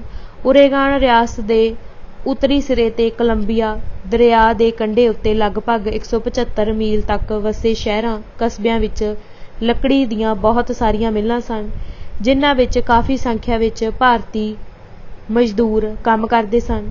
ਆਮ ਤੌਰ 'ਤੇ ਉਹ ਇੱਕੋ ਕਾਰਖਾਨੇ ਵਿੱਚ ਇਕੱਠੇ ਕੰਮ ਕਰਿਆ ਕਰਦੇ ਸਨ। ਮਿੱਲਾਂ ਦਾ ਆਪਸ ਵਿੱਚ ਫਾਸਲਾ ਵੀ ਜ਼ਿਆਦਾ ਨਹੀਂ ਸੀ, ਜਿਸ ਕਰਕੇ ਉਹਨਾਂ ਦਾ ਆਪਸੀ ਮੇਲ ਜੋਲ ਵੱਧ ਸੌਖਾ ਅਤੇ ਆਮ ਸੀ। ਉਹ ਇਕੱਲੇ ਇਕੱਲੇ ਰਹਿਣ ਦੀ ਬਜਾਏ ਅਕਸਰ ਕਈ ਜਾਣੇ ਰਲ ਕੇ ਸਾਂਝਾ ਮਕਾਨ ਕਿਰਾਏ 'ਤੇ ਲੈਂਦੇ ਸਨ। ਇੱਕੋ ਸ਼ਹਿਰ ਅੰਦਰ ਉਹਨਾਂ ਦੀਆਂ ਰਿਹਾਇਸ਼ਾਂ ਨੇੜੇ ਨੇੜੇ ਹੋਣ ਕਰਕੇ ਉਹ ਆਮ ਹੀ ਹਰ ਐਤਵਾਰ ਨੂੰ ਆਪਸ ਵਿੱਚ ਇਕੱਠੇ ਹੋ ਜਾਂਦੇ ਸਨ। ਕੁਝ ਸ਼ਹਿਰ ਵੀ ਇੱਕ ਦੂਜੇ ਨਾਲੋਂ ਬਹੁਤੀ ਦੂਰੀ 'ਤੇ ਨਹੀਂ ਸਨ, ਜਿਸ ਕਰਕੇ ਅੱਡ ਅੱਡ ਸ਼ਹਿਰਾਂ ਵਿੱਚ ਰਹਿਣ ਵਾਲੇ ਦੇਸ਼ ਭਾਈਆਂ ਲਈ ਵੀ ਕਿਸੇ ਵਿਸ਼ੇਸ਼ ਮਕਸਦ ਲਈ ਇੱਕੋ ਜਗ੍ਹਾ ਇਕੱਠੇ ਹੋਣਾ ਜ਼ਿਆਦਾ ਔਖਾ ਨਹੀਂ ਸੀ। ਪ੍ਰੋਫੈਸਰ ਤੇਜਾ ਸਿੰਘ ਅਤੇ ਭਾਈ ਬਲਵੰਤ ਸਿੰਘ ਖੁਰਦਪੁਰ ਦੇ ਜਥੇ ਨੇ ਸਿਆਟਲ, ਪੋਰਟਲੈਂਡ, ਸੇਂਟ ਜੌਹਨ ਅਤੇ ਅਸਟੋਰੀਆ ਆਦਿ ਥਾਵਾਂ 'ਤੇ ਧਾਰਮਿਕ ਗੁਰਮਤ ਪ੍ਰਚਾਰ ਦੀ ਲਹਿਰ ਦੇ ਜ਼ਰੀਏ ਰਾਜਸੀ ਲਹਿਰ ਅਤੇ ਜਥੇਬੰਦੀ ਲਈ ਜ਼ਮੀਨ ਵਤਰ ਕਰ ਦਿੱਤੀ ਸੀ। ਹੁਣ ਸਿਰਫ ਬੀਜ ਬੀਜਣ ਦੀ ਲੋੜ ਸੀ। ਇਹ ਕਾਰਜ ਬਾਬਾ ਸੋਹਣ ਸਿੰਘ ਭਕਨਾ, ਭਾਈ ਕੇਸਰ ਸਿੰਘ ਠੱਠਗੜ੍ਹ ਅਤੇ ਭਾਈ ਕਾਂਸ਼ੀ ਰਾਮ ਮਲੌੜੀ ਆਦਿ ਨੇ ਰਲ ਕੇ ਨੇਪਰੇ ਚਾੜ੍ਹਿਆ। ਬਾਬਾ ਭਕਨਾ 19 ਦਿਨੀ ਓਰੇਗਨ ਰਿਆਸਤ ਵਿੱਚ ਮੋਨਾਰਕ ਮਿੱਲ ਤੋਂ ਬਾਅਦ ਲਿੰਟਨ ਮਿੱਲ ਵਿੱਚ ਕੰਮ ਕਰਦੇ ਸਨ। 1912 ਦੀਆਂ ਸਰਦੀਆਂ ਵਿੱਚ ਕ੍ਰਿਸਮਸ ਦੀਆਂ ਛੁੱਟੀਆਂ ਕਰਕੇ ਇਹ ਕਾਰਖਾਨਾ 1 ਮਹੀਨੇ ਲਈ ਬੰਦ ਹੋ ਗਿਆ ਸੀ। ਇਸ ਕਰਕੇ ਬਾਬਾ ਭਕਨਾ ਕੰਮ ਕਰਨ ਲਈ ਅਸਟੋਰੀਆ ਚਲੇ ਗਏ। ਉੱਥੇ ਉਹਨਾਂ ਨੂੰ ਉੱਥੋਂ ਦੀ ਪ੍ਰਸਿੱਧ ਹੈਮੰਡ ਮਿੱਲ ਵਿੱਚ ਕੰਮ ਮਿਲ ਗਿਆ, ਜਿਸ ਵਿੱਚ 2-250 ਦੇ ਕਰੀਬ ਭਾਰਤੀ ਕੰਮ ਕਰਦੇ ਸਨ। ਬਾਬਾ ਭਕਨਾ ਨੇ ਲਿਖਿਆ ਹੈ ਕਿ ਇਹਨਾਂ ਭਾਰਤੀਆਂ ਅੰਦਰ ਭਾਈ ਕੇਸਰ ਸਿੰਘ ਜੀ ਖਾਸ ਸਤਿਕਾਰਯੋਗ ਮੰਨੇ ਜਾਂਦੇ ਸਨ। ਸਾਰੇ ਹਿੰਦੀ ਉਹਨਾਂ ਦਾ ਆਦਰ ਕਰਦੇ ਸਨ ਅਤੇ ਉਹਨਾਂ ਪਰ ਭਰੋਸਾ ਕਰਦੇ ਸਨ। ਮੈਂ ਵੀ ਉਹਨਾਂ ਦੇ ਪਾਸ ਹੀ ਜਾ ਕੇ ਰਿਹਾ। ਭਾਵੇਂ ਬਾਬਾ ਭਕਨਾ ਨੇ ਤਾਂ ਆਪਣੀ ਲਿਖਤ ਅੰਦਰ ਇਸ ਦਾ ਜ਼ਿਕਰ ਨਹੀਂ ਕੀਤਾ, ਪਰ ਉਸ ਵੇਲੇ ਭਾਈ ਕਰਤਾਰ ਸਿੰਘ ਸਰਾਭਾ ਵੀ ਉੱਥੇ ਹੀ ਸੀ ਅਤੇ ਆਪਣੇ ਪਿੰਡ ਦੇ ਭਾਈਆਂ ਰੁਲੀਆ ਸਿੰਘ ਅਤੇ ਅਰਜਨ ਸਿੰਘ ਨਾਲ ਉਸੇ ਹੀ ਮਿੱਲ ਵਿੱਚ ਕੰਮ ਕਰਦਾ ਸੀ। ਪਿੱਛੇ ਚੌਥੇ ਕਾਂਡ ਵਿੱਚ ਜ਼ਿਕਰ ਕੀਤਾ ਜਾ ਚੁੱਕਾ ਹੈ ਕਿ ਬਾਬਾ ਜਵਾਲਾ ਸਿੰਘ ਅਤੇ ਭਾਈ ਨੰਦ ਸਿੰਘ ਜੀ ਸੀਰਾ ਵੈਨਕੂਵਰ ਨੂੰ ਜਾਂਦੇ ਹੋਏ ਰਸਤੇ ਵਿੱਚ ਭਾਈ ਸਰਾਭਾ ਅਤੇ ਉਸਦੇ ਸਾਥੀਆਂ ਕੋਲ ਹੀ ਠਹਿਰੇ ਸਨ। ਨੌਜਵਾਨ ਭਾਈ ਬੰਤਾ ਸਿੰਘ ਸੰਘਵਾਲ ਅਤੇ ਭਾਈ ਗਾਦਾ ਸਿੰਘ ਕਾਂਚਰਭੰਨ, ਜਿਨ੍ਹਾਂ ਨੇ ਪਿੱਛੋਂ ਜਾ ਕੇ ਗਦਰ ਪਾਰਟੀ ਅੰਦਰ ਬਹੁਤ ਹੀ ਮਹੱਤਵਪੂਰਨ ਰੋਲ ਨਿਭਾਇਆ ਅਤੇ ਅਖੀਰ ਵਿੱਚ ਪੂਰੀ ਆਣ ਅਤੇ ਸ਼ਾਨ ਨਾਲ ਸ਼ਹਾਦਤਾਂ ਦਿੱਤੀਆਂ, ਵੀ ਇੱਥੇ ਹੀ ਕੰਮ ਕਰਦੇ ਸਨ। ਭਾਈ ਕੇਸਰ ਸਿੰਘ ਅਤੇ ਬਾਬਾ ਜਵਾਲਾ ਸਿੰਘ ਪਹਿਲਾਂ ਹੀ ਇੱਕ ਦੂਸਰੇ ਤੋਂ ਵਾਕਿਫ ਸਨ। ਭਾਈ ਕੇਸਰ ਸਿੰਘ ਦੇ ਦਿਲ ਅੰਦਰ ਬਾਬਾ ਜੀ ਪ੍ਰਤੀ ਬੇਹੱਦ ਸਤਿਕਾਰ ਸੀ। ਜਦੋਂ ਬਾਬਾ ਜਵਾਲਾ ਸਿੰਘ ਉਹਨਾਂ ਨੂੰ ਮਿਲਣ ਲਈ ਉਸ ਕੋਲ ਗਏ ਤਾਂ ਉਸ ਨੇ ਉਹਨਾਂ ਦਾ ਸਨੇਹ ਭਰਿਆ ਸਵਾਗਤ ਕਰਦਿਆਂ ਇਹ ਸ਼ਬਦ ਬੋਲੇ ਸਨ, ਲਓ ਭਾਈ, ਅਸੀਂ ਜਿਨ੍ਹਾਂ ਦਾ ਨਾਂ ਲੈ ਕੇ ਲੋਕਾਂ ਨੂੰ ਦੇਸ਼ ਸੇਵਾ ਵੱਲ ਪ੍ਰੇਰਦੇ ਸਾਂ, ਅੱਜ ਸਾਨੂੰ ਸਾਡੇ ਘਰ ਹੀ ਆ ਮਿਲੇ ਹਨ। ਬਾਬਾ ਸੋਹਣ ਸਿੰਘ ਭਕਨਾ ਬਾਬਾ ਜਵਾਲਾ ਸਿੰਘ ਹੋਰਾਂ ਦੇ ਅਸਟੋਰੀਆ ਪਹੁੰਚਣ ਤੋਂ ਪਹਿਲਾਂ ਹੀ 1 ਮਹੀਨਾ ਪੂਰਾ ਕਰਕੇ ਪੋਰਟਲੈਂਡ ਪਰਤ ਗਏ ਸਨ ਅਤੇ ਉੱਥੇ ਫਿਰ ਹੀ ਲਿੰਟਨ ਮਿੱਲ ਵਿੱਚ ਕੰਮ ਕਰਨਾ ਸ਼ੁਰੂ ਕਰ ਦਿੱਤਾ ਸੀ। ਪਰ ਅਸਟੋਰੀਆ ਵਿੱਚ ਉਹਨਾਂ ਨੇ ਭਾਈ ਕੇਸਰ ਸਿੰਘ ਨਾਲ ਵਿਚਾਰਾਂ ਕਰਕੇ ਜਥੇਬੰਦੀ ਬਣਾਉਣ ਦੀ ਦਿਸ਼ਾ ਵਿੱਚ ਇਤਿਹਾਸਿਕ ਕਦਮ ਪੁੱਟ ਲਿਆ ਸੀ। ਬਾਬਾ ਜੀ ਨੇ ਲਿਖਿਆ ਹੈ, ਜਦੋਂ ਸਾਡੀ ਆਪੋ ਵਿੱਚ ਕੌਮੀ ਆਜ਼ਾਦੀ ਦੇ ਹਾਣ ਲਾਭ ਸੰਬੰਧੀ ਗੱਲਬਾਤ ਹੋਈ ਤਾਂ ਅਸੀਂ ਇਸ ਸਿੱਟੇ ਉੱਪਰ ਪਹੁੰਚੇ ਕਿ ਸਿਵਾਏ ਕੁਰਬਾਨੀ ਅਤੇ ਕਰ ਵਿਖਾਉਣ ਤੋਂ ਜਵਾਨੀ ਜਮ੍ਹਾਂ ਖਰਚ ਕਰਨ ਨਾਲ ਕਦੀ ਆਜ਼ਾਦੀ ਨਹੀਂ ਮਿਲ ਸਕਦੀ। ਇਸ ਲਈ ਜ਼ਰੂਰੀ ਹੈ ਕਿ ਹੋਰ ਸਾਰੇ ਝਗੜੇ ਛੱਡ ਕੇ ਹੁਣ ਕੌਮੀ ਜੰਗ ਛੇੜੀ ਜਾਵੇ ਅਤੇ ਅਮਰੀਕਾ ਵਿੱਚ ਹਿੰਦੀ ਦੇਸ਼ ਭਗਤਾਂ ਦੀ ਇੱਕ ਅਜਿਹੀ ਫੌਜ ਤਿਆਰ ਕੀਤੀ ਜਾਵੇ ਜੋ ਮਜ਼ਹਬੀ ਤਰੇੜਾਂ ਤੋਂ ਲਾਮੇ ਹੋਵੇ ਅਤੇ ਹਿੰਦੁਸਤਾਨੀ ਨਾਤੇ ਵਜੋਂ ਉਸ ਦਾ ਹਰ ਇੱਕ ਸਿਪਾਹੀ ਆਪਣੀ ਜਨਮ ਭੂਮੀ ਦੀ ਆਜ਼ਾਦੀ ਖਾਤਰ ਉਸ ਵਿੱਚ ਭਰਤੀ ਹੋਵੇ। ਜਿਚਰ ਹਿੰਦੁਸਤਾਨ ਵਿੱਚ ਅਸੀਂ ਆਪਣੀ ਕੌਮੀ ਆਜ਼ਾਦੀ ਕਾਇਮ ਨਹੀਂ ਕਰ ਲੈਂਦੇ, ਉਨਾ ਚਿਰ ਦੁਨੀਆ ਵਿੱਚ ਸਾਡੀ ਨਿਰਾਦਰੀ ਅਤੇ ਬੇਪਤੀ ਜ਼ਰੂਰ ਹੀ ਹੁੰਦੀ ਰਹੇਗੀ। ਆਖਰ ਅਸਾਂ ਦੋਹਾਂ ਇਹ ਨਿਸ਼ਚਿਤ ਕੀਤਾ ਕਿ ਐਤਵਾਰ ਵਾਲੇ ਦਿਨ ਇੱਕ ਆਮ ਇਕੱਠ ਕੀਤਾ ਜਾਵੇ ਅਤੇ ਇੱਕ ਸੁਸਾਇਟੀ ਇਸ ਆਦੇਸ਼ ਨੂੰ ਪੂਰਾ ਕਰਨ ਲਈ ਕਾਇਮ ਕੀਤੀ ਜਾਵੇ।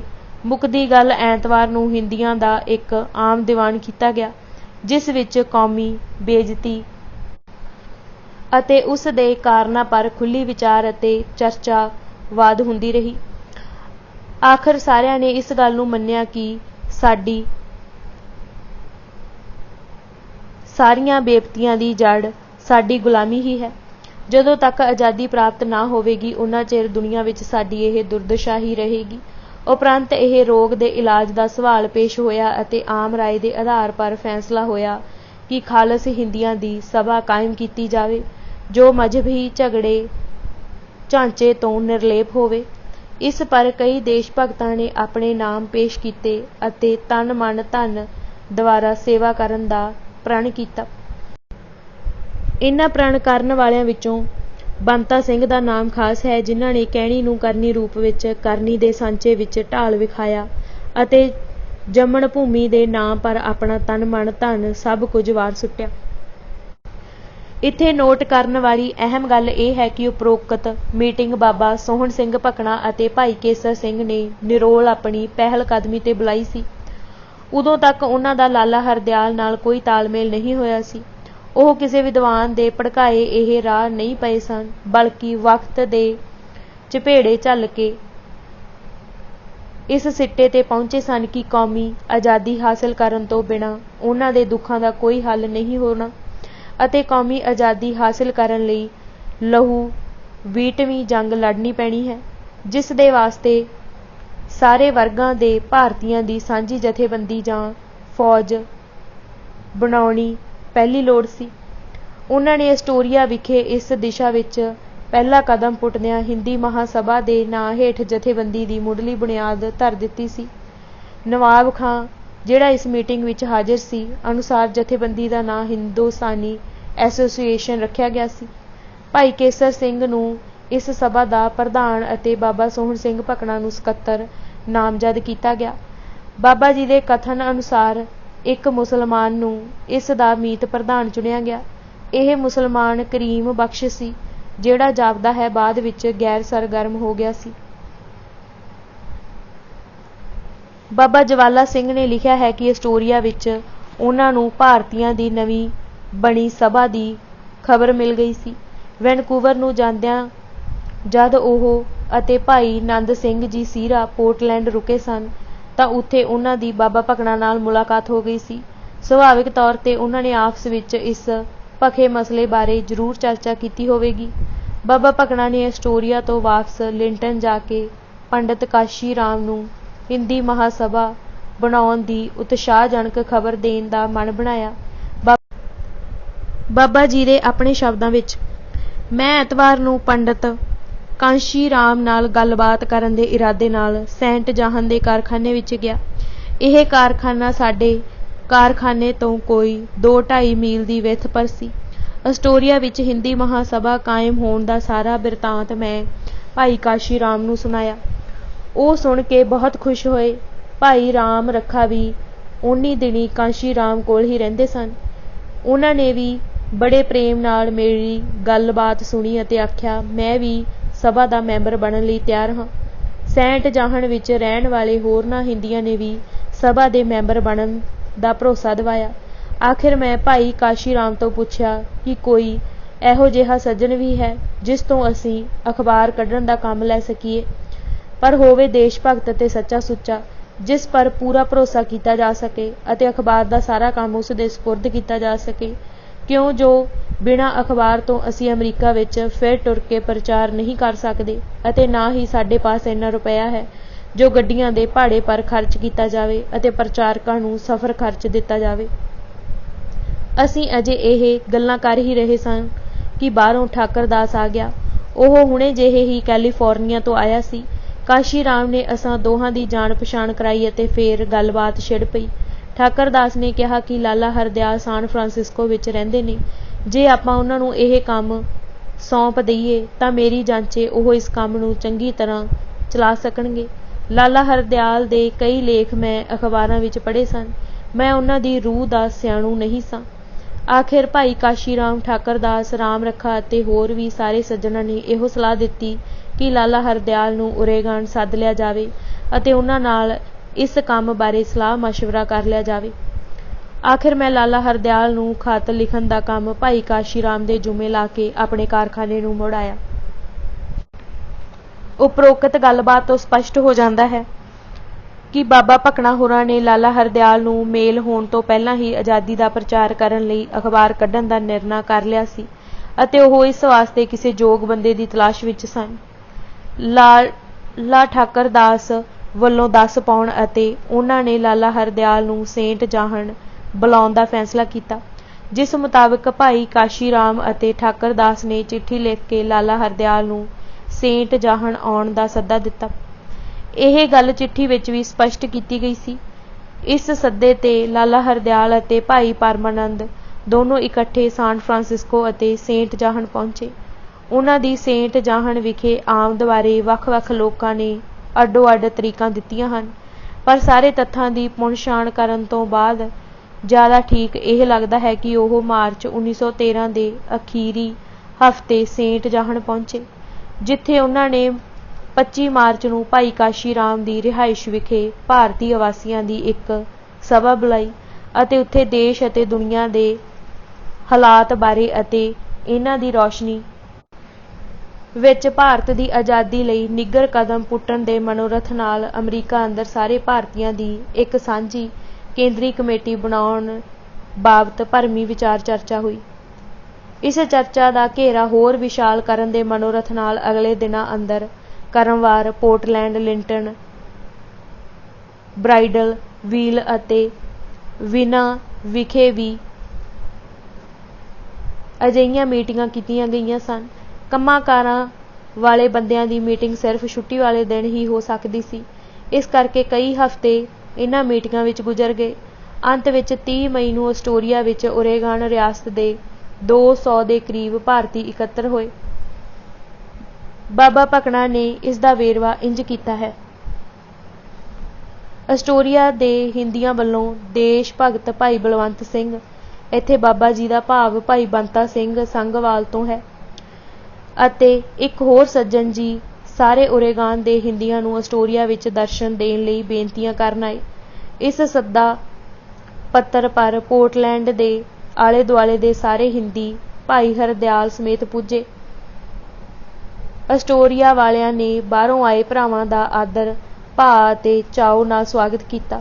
ਹੁਣ ਅਸਟੋਰੀਆ ਵਿੱਚ ਸਾਰੇ ਹਿੰਦੀ ਆਣ ਜੁੜੇ। ਲੈਕਚਰ ਆਦਿ ਹੋ ਚੁੱਕਣ ਮਗਰੋਂ ਆਮ ਰਾਏ ਦੇ ਆਧਾਰ ਪਰ ਇਹ ਫੈਸਲਾ ਹੋਇਆ ਕਿ ਨਵੇਂ ਸਿਰਿਓਂ ਫੇਰ ਨਵੀਂ ਚੋਣ ਕਰਕੇ ਇੱਕ ਬਕਾਇਦਾ ਸੁਸਾਇਟੀ ਕਾਇਮ ਕੀਤੀ ਜਾਵੇ, ਜਿਸ ਦਾ ਮੰਤਵ ਹਿੰਦੁਸਤਾਨ ਨੂੰ ਆਜ਼ਾਦ ਕਰਾਉਣਾ ਹੋਵੇ। ਇਸ ਉਦੇਸ਼ ਨੂੰ ਸਾਹਮਣੇ ਰੱਖ ਕੇ ਨਵੀਂ ਚੋਣ ਕੀਤੀ ਗਈ ਅਤੇ ਹਿੰਦੀ ਮਹਾਸਭਾ ਦੀ ਥਾਂ ਇਸ ਦਾ ਨਾਮ ਹਿੰਦੀ ਐਸੋਸੀਏਸ਼ਨ ਰੱਖਿਆ ਗਿਆ, ਮਗਰੋਂ ਜੋ ਗਦਰ ਪਾਰਟੀ ਕਰਕੇ ਮਸ਼ਹੂਰ ਹੋਈ।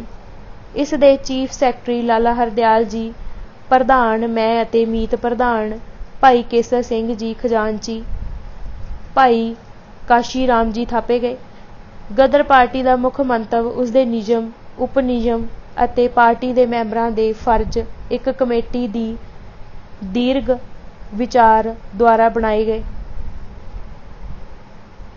ਖੁਫੀਆ ਕੰਮਾਂ ਲਈ ਉਚਿਤ ਫੈਸਲੇ ਲੈਣ ਵਾਸਤੇ ਇੱਕ 3 ਮੈਂਬਰੀ ਗੁਪਤ ਕਮਿਸ਼ਨ ਬਣਾਇਆ ਗਿਆ, ਜਿਸ ਵਿੱਚ ਪ੍ਰਧਾਨ, ਚੀਫ ਸੈਕਟਰੀ ਅਤੇ ਖਜ਼ਾਨਚੀ ਸ਼ਾਮਿਲ ਕੀਤੇ ਗਏ।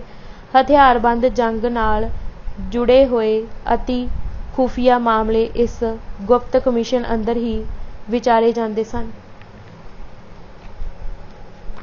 ਭਾਈ ਕਰਤਾਰ ਸਿੰਘ ਸਰਾਭਾ ਜਨਵਰੀ ਵਿੱਚ ਪੜ੍ਹਾਈ ਆਰੰਭ ਕਰਨ ਦੇ ਇਰਾਦੇ ਨਾਲ ਅਸਟੋਰੀਆ ਤੋਂ ਬਰਕਲੀ ਚਲਾ ਗਿਆ ਸੀ, ਜਿਸ ਕਰਕੇ ਉਹ ਇਸ ਮੀਟਿੰਗ ਵਿੱਚ ਸ਼ਾਮਿਲ ਨਹੀਂ ਹੋ ਸਕਿਆ ਸੀ।